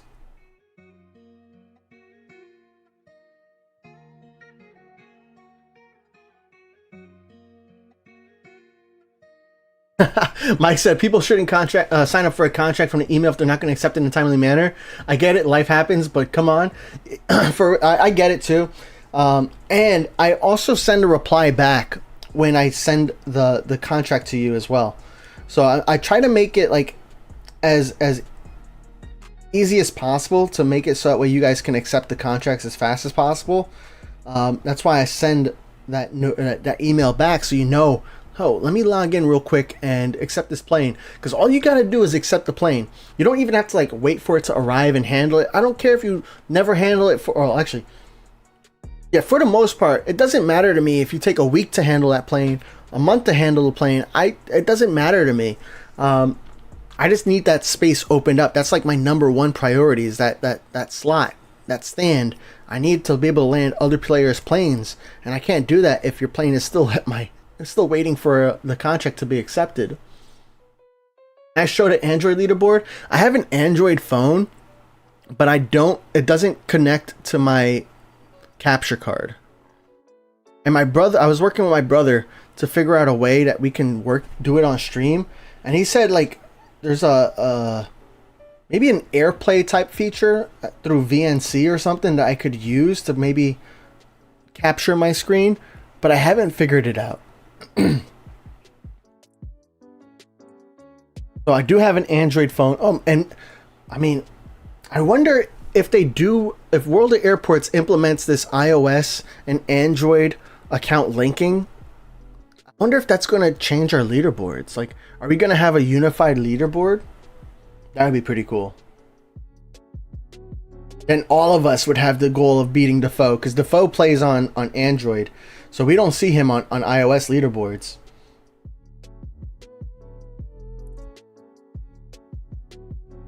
Would you say it's worth unlocking the Concorde? Probably not. The Concorde is like another showboat plane. It's really, really nice though, because it travels fast, but it's expensive. It's like 1.6 million wallers. It's also expensive because it's 1,000 gold planes. And it's also expensive because it costs 100K for small maintenance, and then almost 1 million for large maintenance. So super expensive plane. Not only that, it's not profitable, so you need to have other planes in your airport in order to like really be able to afford having Concordes. That's why in like a lot of my airports I have like 3 million wallers, and I'm not trying to spend them because I have so many Concordes that at any moment I could be at a large check, and then I need to pay 1 million wallers for the large check, right? So very expensive plane. The greatest part about the Concorde is its travel time. Something that would take probably 4 hours round trip is usually like 2 or 3 hour round trip. So it's very fast. And that's why on my stream account, Phat Empire here, I accept all the Concordes with no, you don't have to pay for the contract because you're essentially paying for it through the Concorde. So, right, we have this Concorde right here. We got actually 2 planes right here from IAD, right? So we have this Concorde from IAD. The travel time is 1 hour and 31 minutes. Then we have the A343. The travel time is 3 hours, 41 minutes. And every plane has its own little timer, but like for the most part, you're not gonna get as fast as the Concorde. You're never gonna get as fast as the Concorde. So the Concorde is worth it if once you're like an active player and you have lots of wallers. Yeah, it's pretty cool. And like if you have too many wallers in your airport, like the Concorde is a good way to kind of like at least try to lower your waller balance. But is it worth unlocking? There's so many other planes that are more worth unlocking. Mike said that A225 at IAD is a pain. I know, man. Oh, I'm glad you feel my pain too.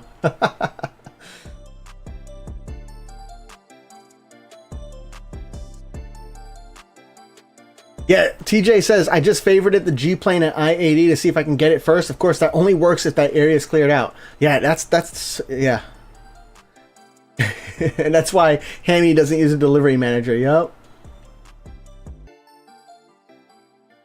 Yeah, the Concorde. Yeah, you'll never financially recover from the Concorde. You have to play a lot for the Concorde.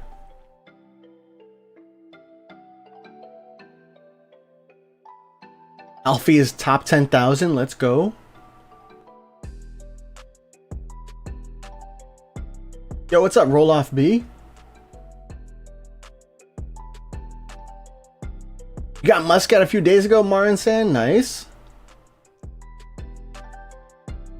Can I send some planes? I would love to send planes to everybody, but I don't send planes on stream unless you buy them on Twitch.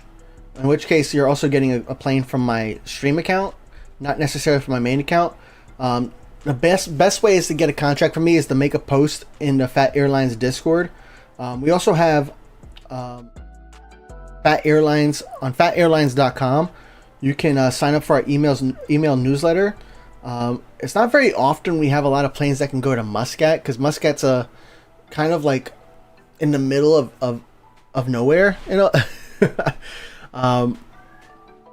But like I'm thinking about sending like an A21NX from BKK is another plane I'm considering doing, because I know that could go to Nagoya and I know it can go to Muscat. So I feel like that might be a cool contract to do on the emails. So we'll see. But every few weeks I send out an email for everybody who replies back with their username and what airport they want me to send it to. As long as it's one of the listed airports that it can go to, I will send them a plane. I would send them that plane to that airport, and all you gotta do is reply back to the email. It's a really simple process. It's hard for me because I gotta buy hundreds of planes, but really easy for all you guys, and I love being able to help you out.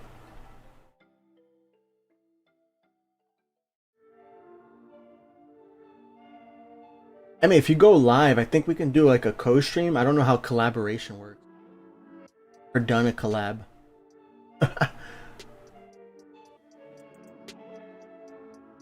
Have you listed as my favorite and stream together? I wonder.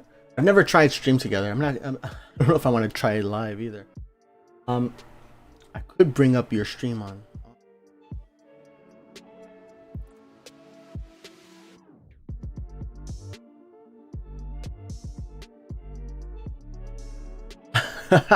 Hungarian said the day cargo in general will be buffed, I will arise to highness in heaven. That's funny, man.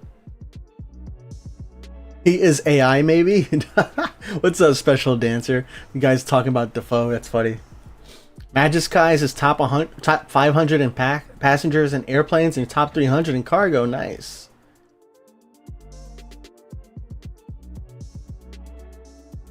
Unified leaderboards is like the ultimate. I used to make leaderboard videos, but I don't think videos is where it needs to go. I think it needs to go on my website. Actually, that's something that's pretty easy to do. Because we had the volunteers when I used to do the leaderboard videos like once a month. We used to have the volunteers help me with. Well, actually, the hard part was the easy part was. I had my video editor transcribing all the names, so I didn't have to do all the manual work. But he had to do all the manual work, which thanks for him, I guess. Let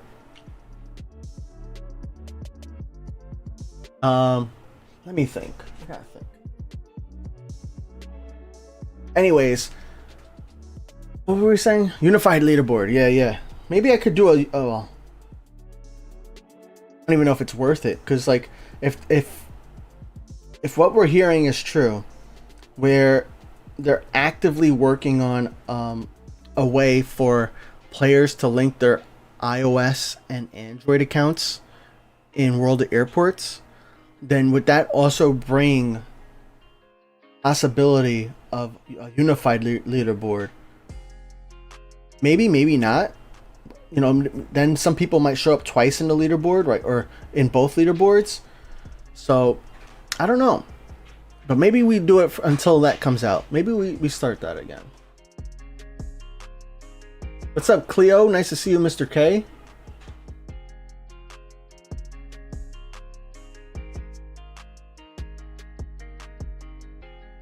Yeah, we could probably try it off stream. Or we could try it on a week. No, you're 5 hours ahead of me, so one of my weekday streams wouldn't work for you.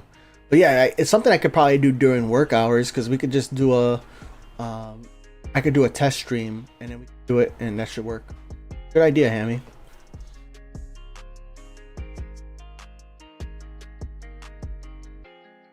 By buying S-plane connection, what type of plane would be the best for you? Doesn't matter to me, man.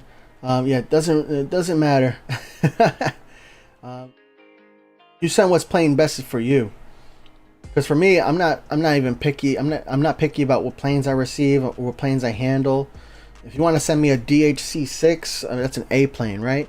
If you want to send me that plane too, I'll still accept it. I would be like, yo, like it'd probably be the last plane that lands, but I would still accept it. Rewrite the top 50 for you. Yeah, I think all we need is the top 50 or top 100. Actually, yeah, top 100 combined, I think is probably the most useful. Thanks, Voitonda. Appreciate that. You would be in deep slumber. I know, yeah. That's funny, Hammy. And that's true. Look at this. All right, we're level 77. We're really, actually, we're not even that close to the 78, but because we have so many large planes here, it feels like we're really close to level 78. Because like each of those larger planes will get me like almost 200 XP. I love handling large planes for XP. It's so great, especially in those early levels. You get like 3 levels for finishing one of the F planes. It's like, oh my gosh, it's so satisfying. Player to player connectivity spreadsheet. We need to update it, yeah. And we need to utilize it. I know Hidden's been away, and he made some updates on the bot, but yeah, we definitely need to do that too. So many things like on my to-do list. We also we're testing right now a ranking system on Phat Airlines, where essentially people can vouch for another player for being a good contract partner, and then you can gain like separate levels, so that way like you could see what somebody's level is, and like how many people, like it doesn't really tell you how many people vouch for you, or I think it does now. It tells you how many people vouch for you, so that way if you want to like send people contracts and you want somebody who's active, you could probably see, check to see if they're active or not. I feel like that would be, I don't know if that's going to be a good thing or a bad thing, but the main goal with that is it'll also allow people who reach a certain level and vouches to do giveaways. That's the main goal for that. So that way it's not just VIPs, it's everybody. Any alliance info or status? Not really a lot of information given about alliances yet. Still kind of in the dark about that. We've gotten like more information about generic airports. I feel like there's like a few more updates World of Airports has to do before alliances can come out, because they still been super quiet on it. Whereas like generic airports, they're giving more information about generic airports. Whereas alliances is like, yeah, we're still working on it, but I feel like there's a couple more features they need to implement in order to like properly release alliances. I think like challenges is something they haven't mentioned in a very long time, so I'm not even sure if that's still on their roadmap. But like challenges sounds like something that they would have to implement for alliances, because alliances are going to have their own leaderboard. They said alliances are going to have their own chat or bulletin board or something like that in the game. Alliances are going to have like their own liveries. So like all those things are things that they have to like build into the game as well. It's like the same thing with all the people who want to see Kaitak in the game. They have to release a lot of airplanes in order for Kaitak to come into the game, right? You need a lot of the old classical planes to be in the game, and maybe we'll see that with the Fokker 7100 coming out. That's like one step probably closer to Kaitak coming out, but there's a lot of planes that need to come out or should introduce into the game before a retro airport is introduced, right? DJ said the Laurel photo post is now in the feature request regarding the hangars. Yeah, that's true. We did talk like 3 weeks ago about the contract, how we really wish, well, I really wish that we could send contract requests without having to occupy a stand in our airport. So there is a post now on the features request on the World of Airports forum, which is where the official place to request, to do official feature requests, and we can vote on that. So I need to go to the forum and vote on it. Yep. Lauren says, if I could send you a few planes for my BKK and IAD, they're all 744s. Want me to send them your way? So yeah, I'm always accepting planes on my main account, which is the Phat Rican, ThePhatrican. I'm always accepting planes. You never have to ask. I'm always accepting as long as I'm playing. And for me, I don't even care how often you play or how often you don't play. Just you could send me planes. I got plenty of contract capacity. I got like 3.7 million wallers on that, or sorry, 3.7 million silver planes on that account.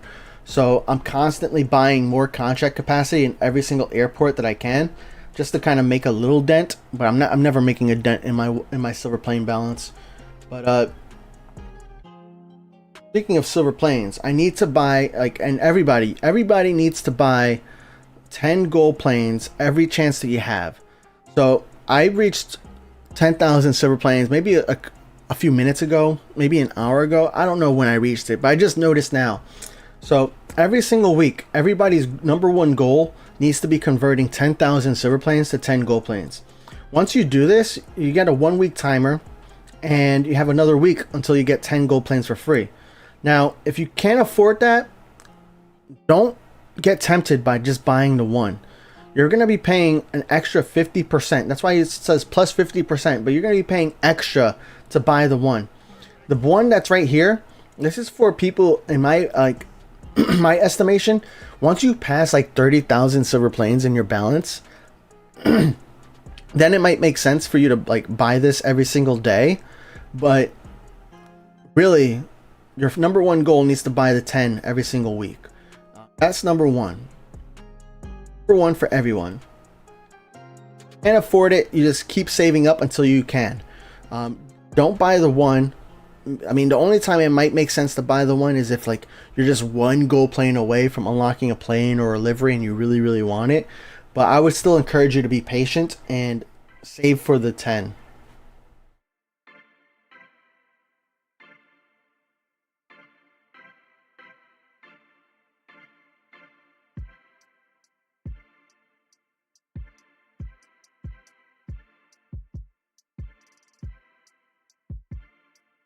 Your one gold plane cooldown has 8 minutes left. Nice.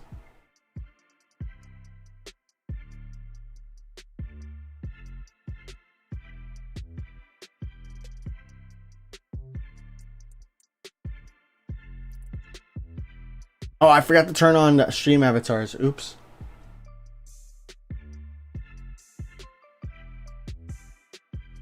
Oops. Oh, Rodrigo Port. I didn't even realize they followed. When did that happen? Happened an hour ago. Thanks for the follow. Same thing with Hababo Airlines. You subscribed and you followed. Thank you, man. Professional 11. Thanks for the follow. Concord fan. Thanks for the follow. Else. Apex IKKK Games. Thank you for the follow. Banana. Thanks for the follow. How are you guys following? I missed it. Sorry about that. DJ White with the subscription on appreciate that too. Your earbuds and phone are dying. RIP in peace.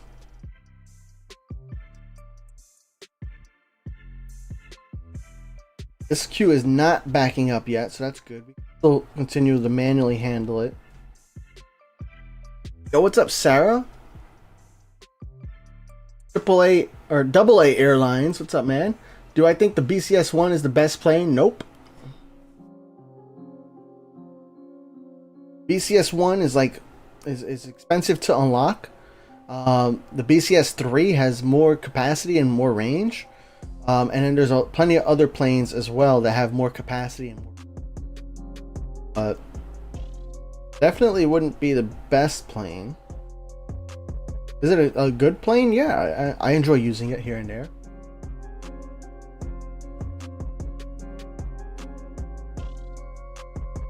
Yes.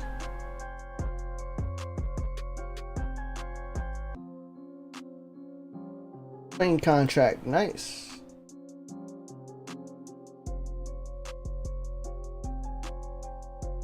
Cat's plane.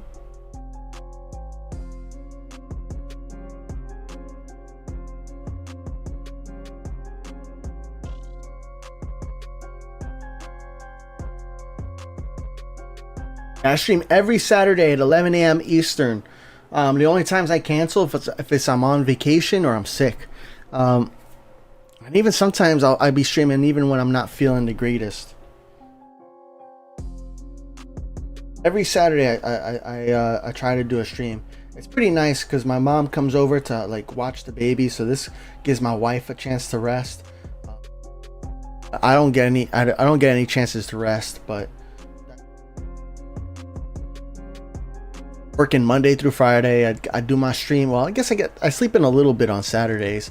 I wake up at like 9:30 instead of like 8:30, so like I get an extra hour. But sometimes I go to sleep late on Friday nights. Yesterday I went to bed at like 1 a.m. Because I was watching Dune. I was watching a TV show and I wanted to finish it, and I was like, oh, I looked at the clock and it was like, it was 1 a.m. already. I was like, oh, I have 20 more minutes to go. But I was like, I'm not going to stay up for another 20 minutes watching a TV show when it's 1 a.m. Yeah, I'm not turning on stream avatars. We've got 30 minutes left. We're going to leave them off for now. We miss gambling. You should stream on Monday. Yeah, actually, like this coming week, I don't have too many like commitments that I know about right now. I don't have to work in the office either, so it's like when I work in the office, I like to go to sleep early too, because I don't want to go into the office looking tired. I try to get like as best sleep as I can. Really control how good your sleep is, right? But I can make sure I go to sleep early. I can make sure I go comfortable. You know, turn off my devices before. Monday could work. I don't know. I keep saying I'm going to do it and I don't do it, so I'm not going to commit to anything. I want to do it though. I can tell you that I really need to do it. I want to do it, but then like what also happens is sometimes I got to do like my full-time job. There's some things I need to catch up on, because like I'll take like an hour off to go get a haircut. So then I try to make up, even though like my boss, she doesn't really like, she'll allow us to like just leave to like go to a doctor's appointment or go get a haircut or do other things, right? But like for me, I like to be I'm getting paid to work 40 hours a week, so I want to make sure I'm logging getting those 40 hours every single week. So I'll like if I have a doctor's appointment or something else that I'm like busy today, I want to make sure that I'm making up the hour that I'm away. So like some days that'll happen, then other days I have to, you know, work on my business, you know, check in on my employees and see how they're working, see what kind of help they need and how I can assist them so that way they can do better. And also, you know, I have to make sure I'm setting goals for them and targets, and also, you know, sometimes consequences for not reaching those goals and targets, or discussions, right? Because sometimes the goals are just impossible and it's not made to be that way. It's just like, hey, you know, what happened here? Is it not an achievable goal, or how do we adjust? So I got to do all these things after work, and then I'm playing World of Airports usually at night too. But sometimes like I'm also multitasking, right? I'm playing video games, I'm watching YouTube, doing a lot of other things. You'll be home, do it from 10 a.m. to 2000 Central European time. That's gonna be tough, man, because I work from 9 to 5 Eastern time. So what is that? That is from 1300 to 2000. No, I don't even know, man. Math is hard. But 9 plus 5 is 14. 1400 and 5. 17 plus 5, that's 23. So yeah, it's gonna be way too late for you. And I don't like waking up early either. Although that is something I'm working on, but in order to work on waking up earlier, I need to make sure I'm going to sleep earlier, right? So like I can't go to bed at 1 a.m. and then expect to wake up at 5 a.m. That's just not gonna happen, right? So like I've been slowly like I used to go to bed at like 2 or 3 a.m. Then a couple months ago it was like 1 a.m. Now I'm usually going to bed at like 11:30 to 12. So that's getting earlier and earlier, but still not early enough for me to wake up at 5 a.m. or 6 a.m. I do wake up at 5 or 6 a.m. I wouldn't mind doing a stream in the morning, but I also want to go to the gym at 5 or 6 a.m. first. Maybe not even the gym, but like do a workout, you know? Because that's like one thing I feel like I'm achieving like super successfully on right now is like losing weight. Whereas a lot of other parts in my life, I feel like they're like achieving where I want to be. You know, like in my job, I'm not getting promoted. I'm not getting the greatest reviews. I was put in a role that I've never had. I don't have any experience in, so I'm learning everything from scratch. I feel like I'm behind. It's kind of rough. And then my business, same thing. It's like we're playing catch up. You know, I'm behind where I want to be. Rough situation. So, but my weight, I'm successfully losing weight. So it's like I'm embracing it a lot.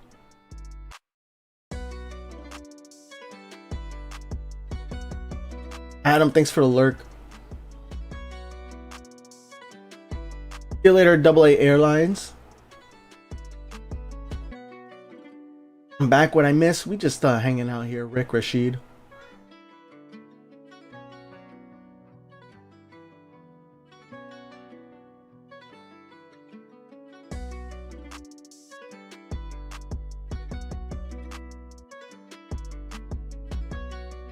He's just chilling.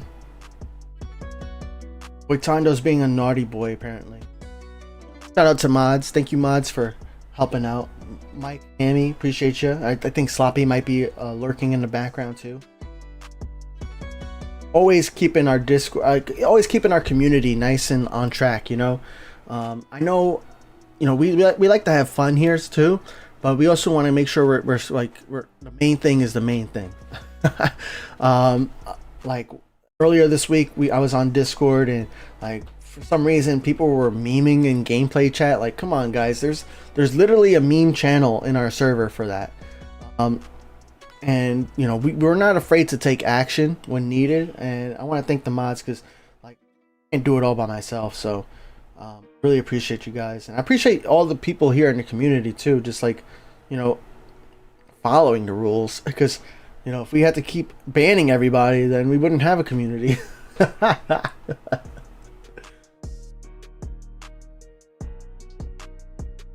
Airplane fan, thanks for the lurk.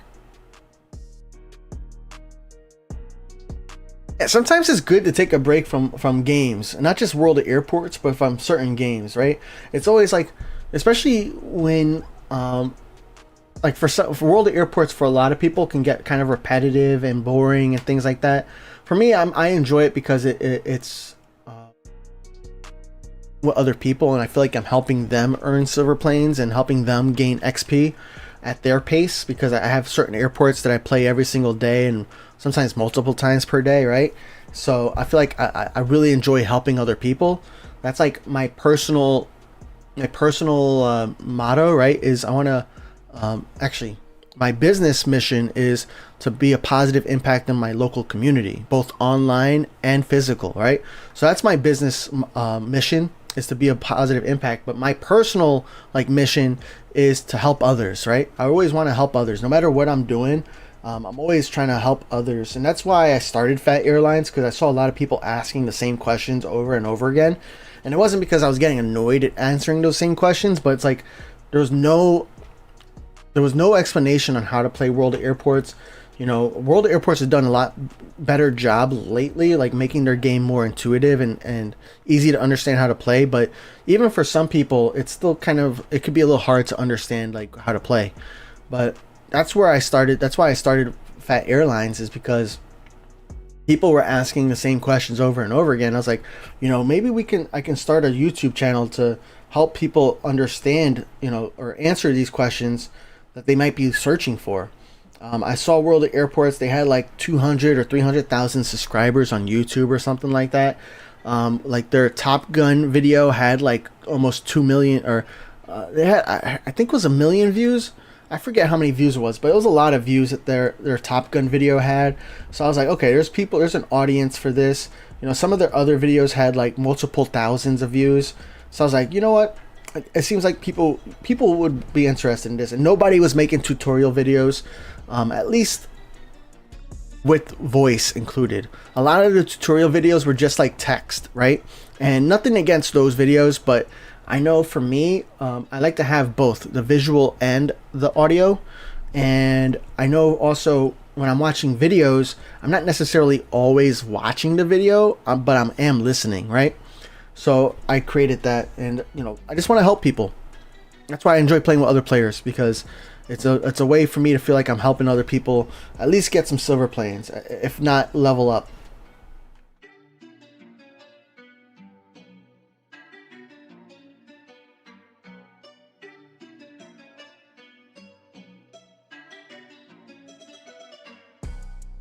Is SAN hard to grind?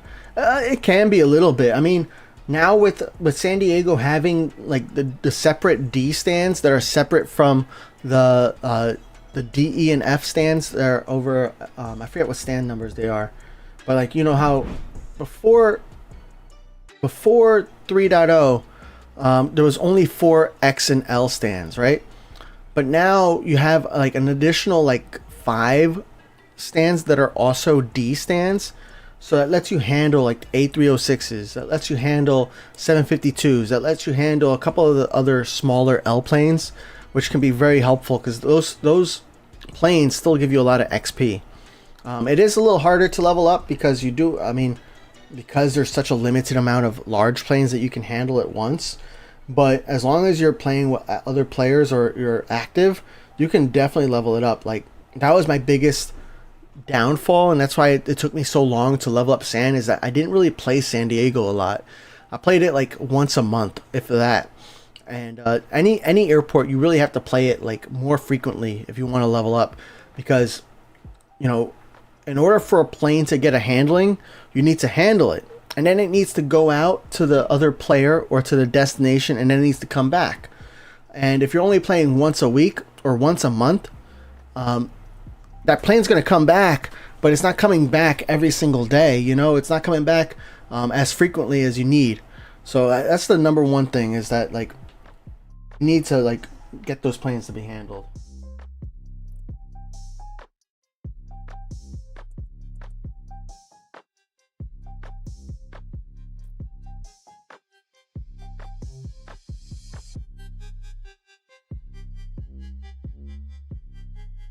We're getting close to the end here. I got 22 minutes here. Once my timer runs out on my approach manager, that is when I will switch accounts, so that way we can see the iOS leaderboard. Is there any good tip of SAN to level up fast? I mean, the tips are really all the same for all the airports, especially like smaller airports like San Diego, where you don't have a lot of large stands. It's really, at San Diego, you want to get a lot of seaplanes from like New Orleans or Washington, if you can, or even St. Martin. Get a lot of medium planes, seaplanes, because that's what you have the most capacity for. In the early levels, it's going to be really tough because you can't handle a lot of large planes because you don't have handling crew. But once you start like leveling up, you get more handling crew from the progress rewards from leveling up, then you're gonna be able to handle some more planes. But until then, like, you gotta have a balance. And then you want to play as often as you can. 30 minutes per day is going to give you a lot more progress than 3.5 hours a week on one single day. So play as often as you can. Even if you play like for 30 minutes in the morning and 30 minutes in the evening, you're going to get a lot more progress too, because essentially you have the potential to handle a single plane 2 times in one day. So instead of having to wait 10 days to get the rewards for a player plane, for example, or a plane at tier 10, you can get those rewards in 5 days. So like it's all about being there when the planes are there too. I do wish that we could see like the radars. Like I wish we could see the like. Well, I would go back. I wish we could see this radar from our main screen. I could see how many planes. I wish I could see how many planes are arriving, how many planes are departing, and how many planes are waiting without having to load into the airport. But it's not terrible.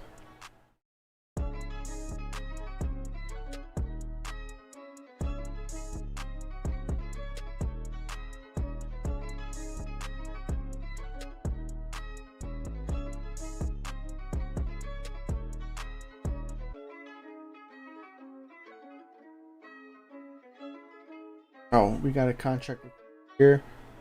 Oh, Phat L plane contract from Sarah. Let's go. All right, cool. So let's go ahead and buy. Do I have any LHR? Oh, we got a Concorde. Oh, LHR L plane. So we're gonna go ahead and buy an L plane. We're doing E plane for this, and you want it to. What airport did you want it to?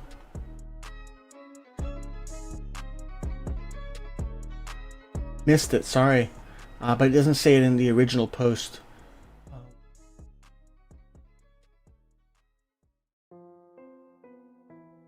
Do a 77W. I'm going to paint it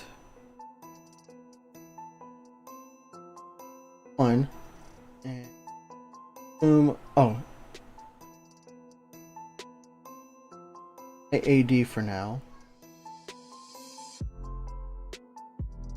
I get the most profit. See this one, we get to 40.41 right here at 16, 41.75, 41.58. We beat 41.58. Oh yeah, 42.90. 42.90. 42.90. Yeah, Sarah.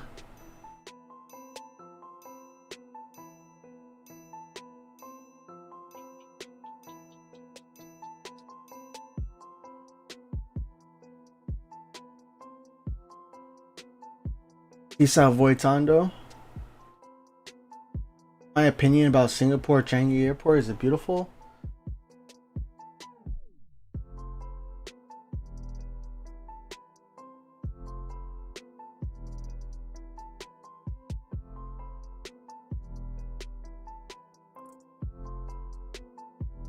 Park the plane so that way we can make sure it lands.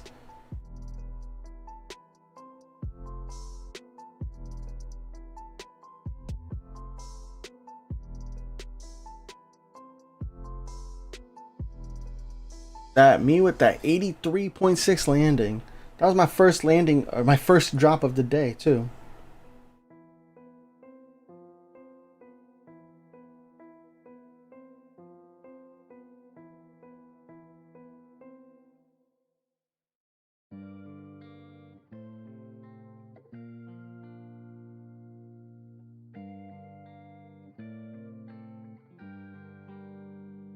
Alright, we're getting your plane landed now.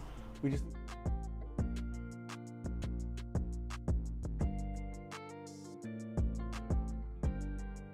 gotta let me know soon because we only got 16 minutes on my timer. Then we're gonna switch accounts real quick, so that way we can check out the iOS leaderboard for you guys.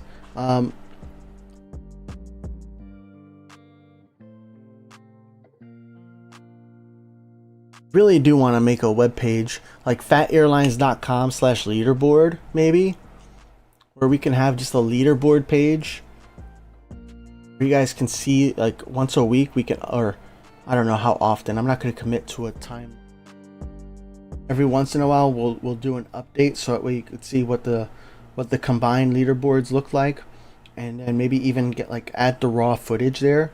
Like we won't, like it doesn't need to be a live, it doesn't have to be a polished raw footage either, right? It could just be raw footage unlisted on YouTube, So that way if people want to see take a look for themselves, because like we'll just do a combined top 100. But if you want to see top 100 for each platform, then maybe you could do something like, I don't know. I'm gonna think more about it, but I think that's where I want to go with the Phat Airlines website. On the Phat Airlines website, I really want to have guides on there, you know, so that way, because not everybody likes to do, like even me, I don't always like to watch a video in order to get a guide on how to do something. Sometimes I like reading a text-based guide, you know, something that has everything written out, and then if I still don't understand, then I'll go to the video. So I want to do something like that for phatairlines.com too.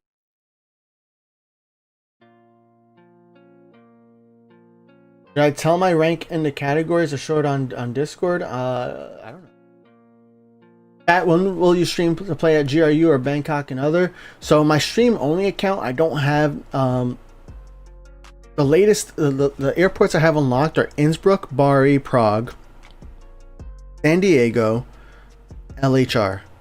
So I only have 5 airports unlocked in this account, and we the whole goal on this account is so that way people can follow along on like how my progress, right? What am I doing to play the game? How long is it taking me? And it's taking me long because I'm only playing on stream, which I'm only streaming once a week. So that's why I like always tell people you need to play more than one time per week if you really want to level up fast. But like even with me playing once per week, and not even all the airports, we're still making progress. We're still unlocking new airports. We're still getting there, you know. Now, I think we unlocked LHR the day it came out, and we're finally getting close to like level 81. Like we can see it. Like we're at level 77. We can see level 81 now, but it took us a while. Now, if I streamed every single day and we did a stream every day, would we be past where we're at? 100%. We would be further than where we're at right now. Should be able to copy and paste into a spreadsheet, probably. The thing is, well, I know iOS makes it easy to copy text from a photo, and I think maybe from a video too. So that makes it a lot easier now. Still a lot of copy and pasting. What's up, Daniel Aviation? Welcome back. Got my friends texting me, asking me about how to stream. Got another friend texting me, asking me if I want to play poker. I don't know if I want to play poker tonight. Is there a way for me to get my Discord audio into my Twitch stream? PS5 to play Call of Duty. I want the people watching. People on my Discord or Call of Duty. Sure.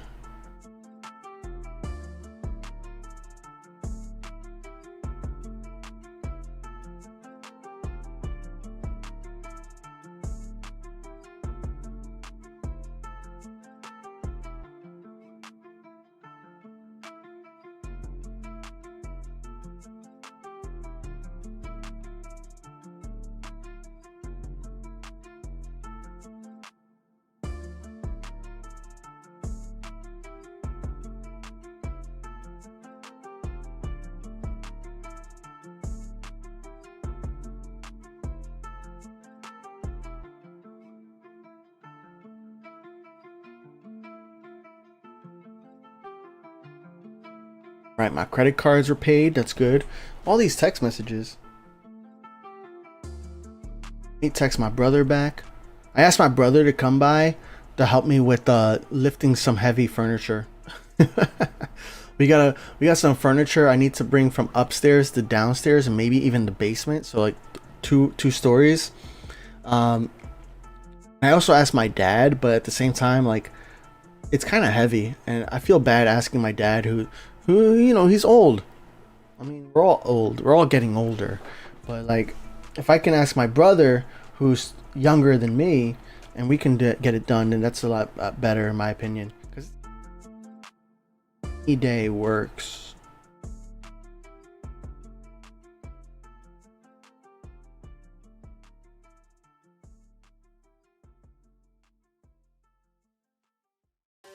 Cool, cool.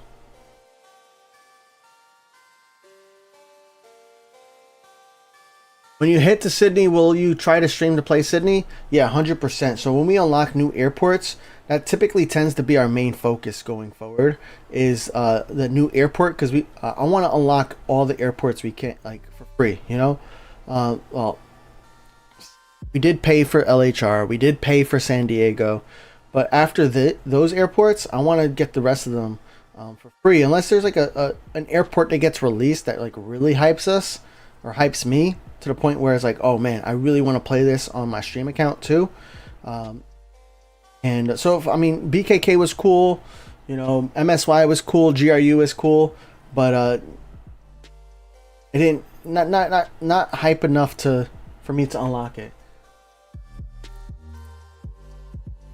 Got Seabirds with the M-Plane contract. Let's go. Nice. We're still waiting from Sarah to hear what airport. I'm gonna. Oh, at IAD. Okay, let's. So, oh, it looks like Sarah has IAD, so we'll send it to IAD. Sarah wants it somewhere else. We'll send it somewhere else. Is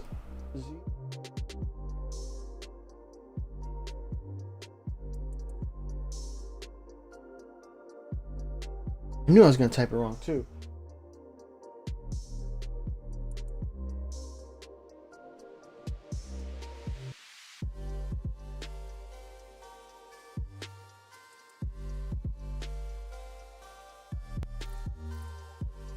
One time.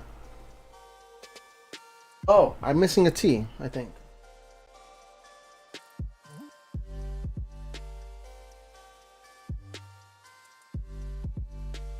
Airport is locked.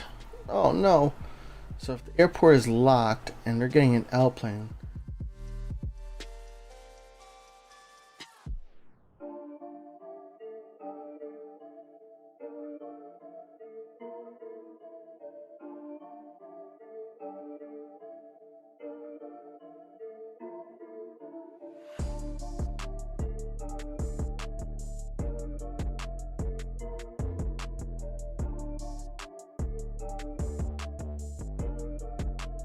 Copy it. Locked.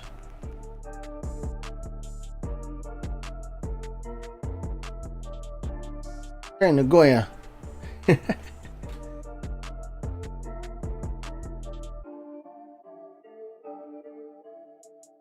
Oh, is that your account, France?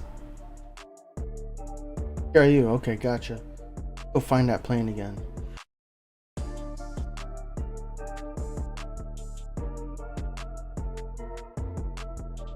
Where was it? There it is. Why did I not check GRU? There we go. That gets hearted because it's GRU.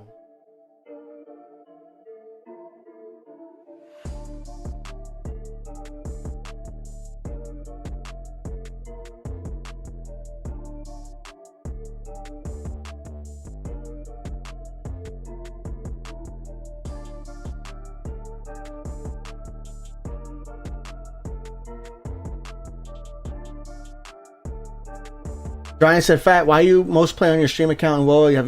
Have you play your main account in WoA?" I play my main account all the time, but we have a stream only account, so that way people could follow along with the progress. So you want to see what it takes to level up. That's why we have a stream only account. We do play my main account on stream every once in a while, mainly like when a new airport comes out. We 100% play the new airport on my main account. But the excitement for me is happening when it comes to leveling up. That's where I get the most excitement from playing most games, including World of Airports. I really enjoy leveling up, so it excites me when I'm able to level up in World of Airports. I mean, once I'm max level on airports and I have all the airports unlocked on this account, I wouldn't be surprised if I wanted to start a new account again. That's just how I play games. I like leveling up. I like reaching the max levels. And once I reach the max levels or I unlocked everything that I want to unlock, then I start to get a little bored.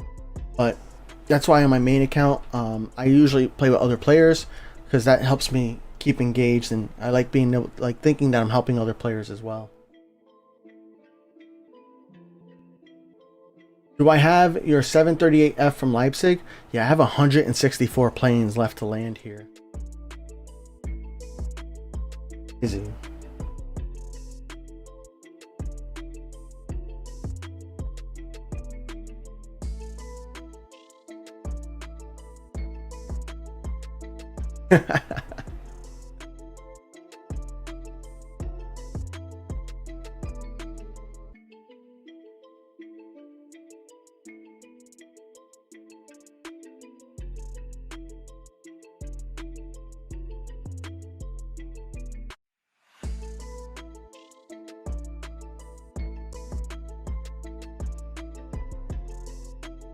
All these cargo planes. Got CRJ2F, all these cargo planes.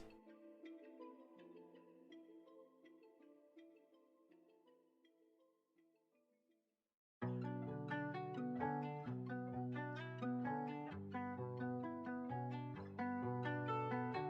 gonna land this one.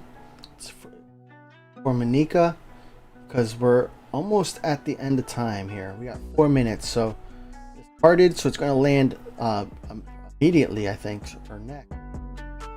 It gives Monica a week to accept the contract renewal, and I wonder if this isn't going to take us over the hump, right? We got 130 XP, but we're gonna get really close, really close. Not quite another level though. What do you think of this type of connection in a future update, from Innsbruck to Leipzig to Prague in a future update? I would love to have like some kind of like layovers or stopovers back in the game. I think that would be really, really cool. I would enjoy that because it would allow for more use of our small planes. I don't know how it would work with player airports like that. I don't know how it would work with like player airports, but like if you had a layover in a non-player airport and then going to another airport, I think that would be pretty interesting, pretty cool. I don't know how it would work also with like the whole calculations that they have to do for profit. Like 2 flights or 1, how does that count? How does that calculate with maintenance? I mean, maintenance should be the same, pretty easy. Like for profits, is that 1 trip that's just a little bit longer, but you have another stop, so it's a little bit less profitable because you have to fuel up and then you have to pay for landing fees and stuff? Or is it like, what changes essentially? Like, how does that work? But I would really love to have that, because you know, being able to use small planes in every airport would be really fantastic in my opinion.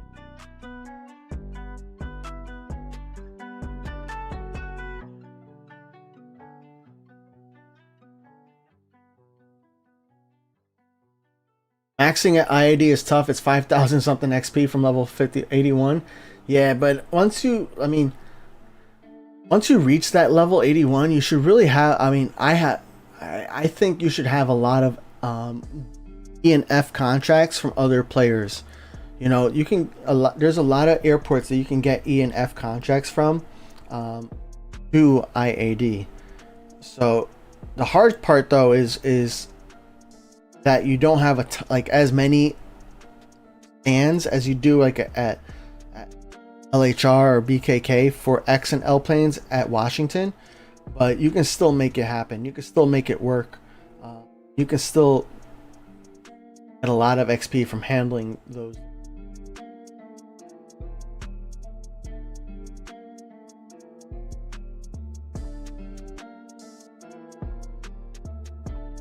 Here at the runway.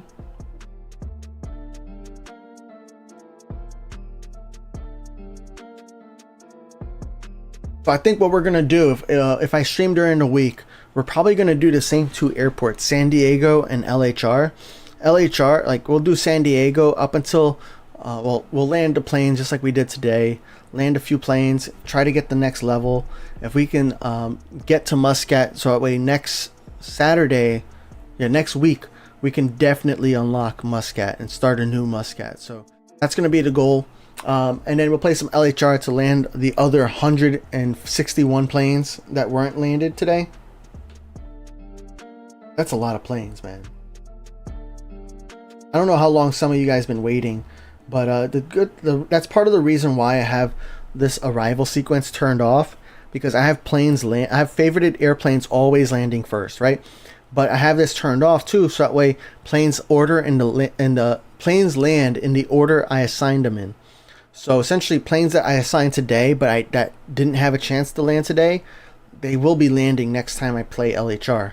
So that helps me to make sure that everybody's planes are being handled at least every other time I'm playing the airport.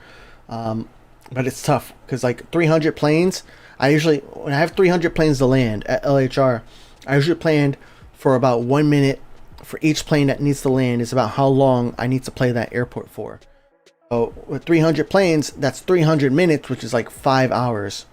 That's not right, is it? Yeah, it's 5 hours. I don't know if that's right. It's probably less than a minute each. But even still, like I would set the approach or the landing manager for 2 hours. I mean, yeah, I did spend an hour and a half at LHR, and we got through 150. So that was pretty nice.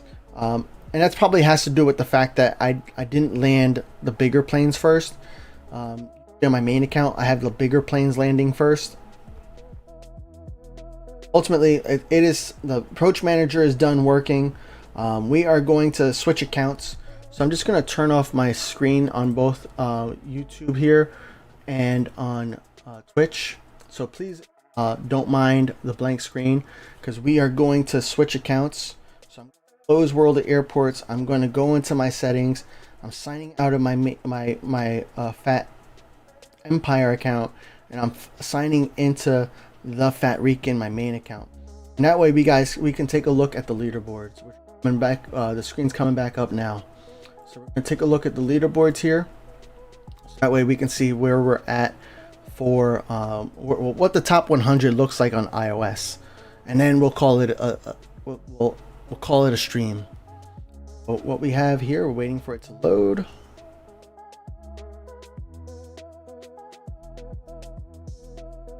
Right? So in order to go to leaderboard, you don't even have to go into an airport. You just click on the little icon here, and it's going to load up Game Center, and you go right to the leaderboard. So you'll see here, it tells you where you're at. I have one friend, which is myself actually, and we go to global. So we're going to start at the top, and I don't know if you guys want to see all time or if you want to see this week. Personally, I like filtering to this week because I like seeing how I compare to other active players. I don't really care how I compare to people who don't play anymore, because they're not playing. But I'll keep it at all time, and then we can look at this week. But I know when I do the website, we're gonna filter it to this week for sure. So the top passenger handled is 317 million passengers, and wow, such a big gap between number 1 and number 2. And I'm at rank 17? Rank 17 at 115. So I got quite some ways to go. But you'll see here, a few people we know, right? I know quite a few of these people from Phat Airlines Discord, from the World of Airports Discord, from the forum. And some people I don't know as well. There's a top. We're gonna go to the top 100 here. Handle passengers is all about the bigger planes that you can get. The bigger planes you can handle, the more handled passengers you can get. So top 100 is 67 million. Next, we're gonna go. Let's see how all time looks actually, or not all time. This week. For this week, yeah, I'm still top. Oh, I'm 14 now. So there's 3 players in the top 17 that aren't playing anymore or haven't played recently. And then when we go down to 100, what does that look like for the active player? Lower than 67. They're at 64 million. That's for top 100 handled passengers. We have handled airplanes, and the top player is at almost 600,000. So it's 589,764 planes. It's flying POC. And then we got Freezeman. We know Freezeman. subscriber here in the channel. And let's take a look at, this is the, let's switch to all time. I'm number 10 all time. And then we can see here at David Elio, Cookie Cooker. So a bunch of people we know. They hang out here in the chat. This is the all-time leaderboards. Handled airplanes. This is any airplane player or non-player. So you can really get a lot of ranking with this by, you know, doing random contracts, map contracts. Probably having more handling crew in your airports will also help you with handling more airplanes in a shorter amount of time. So top 100 is 153,000. Actually, there's quite a few at 153,000. So 153,183. Then we look at this week, and I'm number 9 for this week, which is pretty cool. And we just keep scrolling all the way down to 100. 100. Top 100 is 146,805. Next up, we have handled cargo in tons. So for cargo in tons all time, I am number 37. And you got 34.5 billion tons. Or no, that's million, sorry. The period with 3 after it threw me off. So it's 34.5 million tons is number 1 all time on iOS. And let's see where everybody else falls. I'm number 37, I think, right? 37 with 3.4 million. So like they are 10xing me.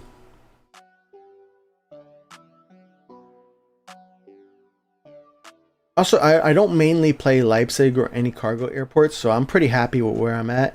And then let's look at this week. This week I'm number 33, but you got the same top 3 players still listed up there, so that's pretty cool. And 33 with 3.4. Handled cargo, like Leipzig is a great way to kind of level this on up, because Leipzig is a cargo airport. And the same thing, you want to handle bigger cargo planes if you can. That's how you're going to get the most out of your ranking there.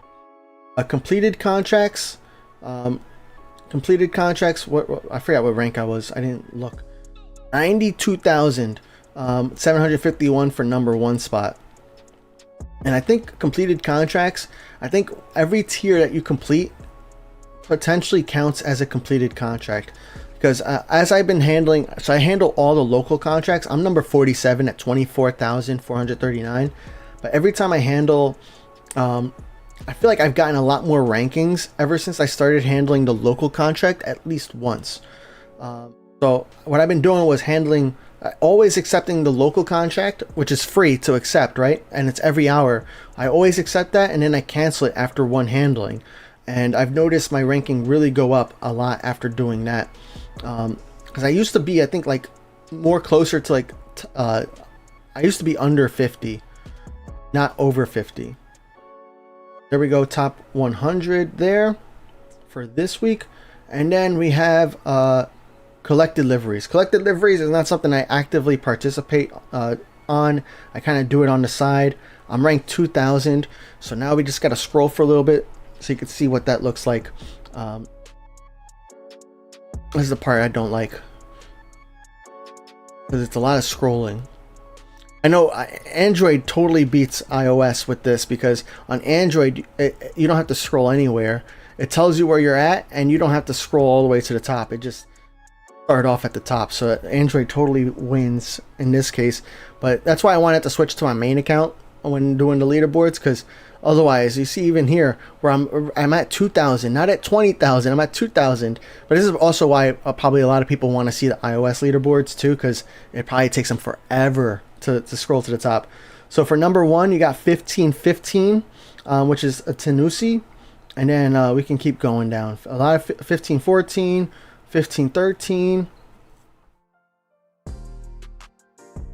got 1512 now, 1511. I know some of these people too. That's pretty cool. We have 1510. What's 1510 is at rank 54. 1509 at 69. 1508 at 82. 1507 at 92. You need 1507 or more to make it into the top 100 for iOS.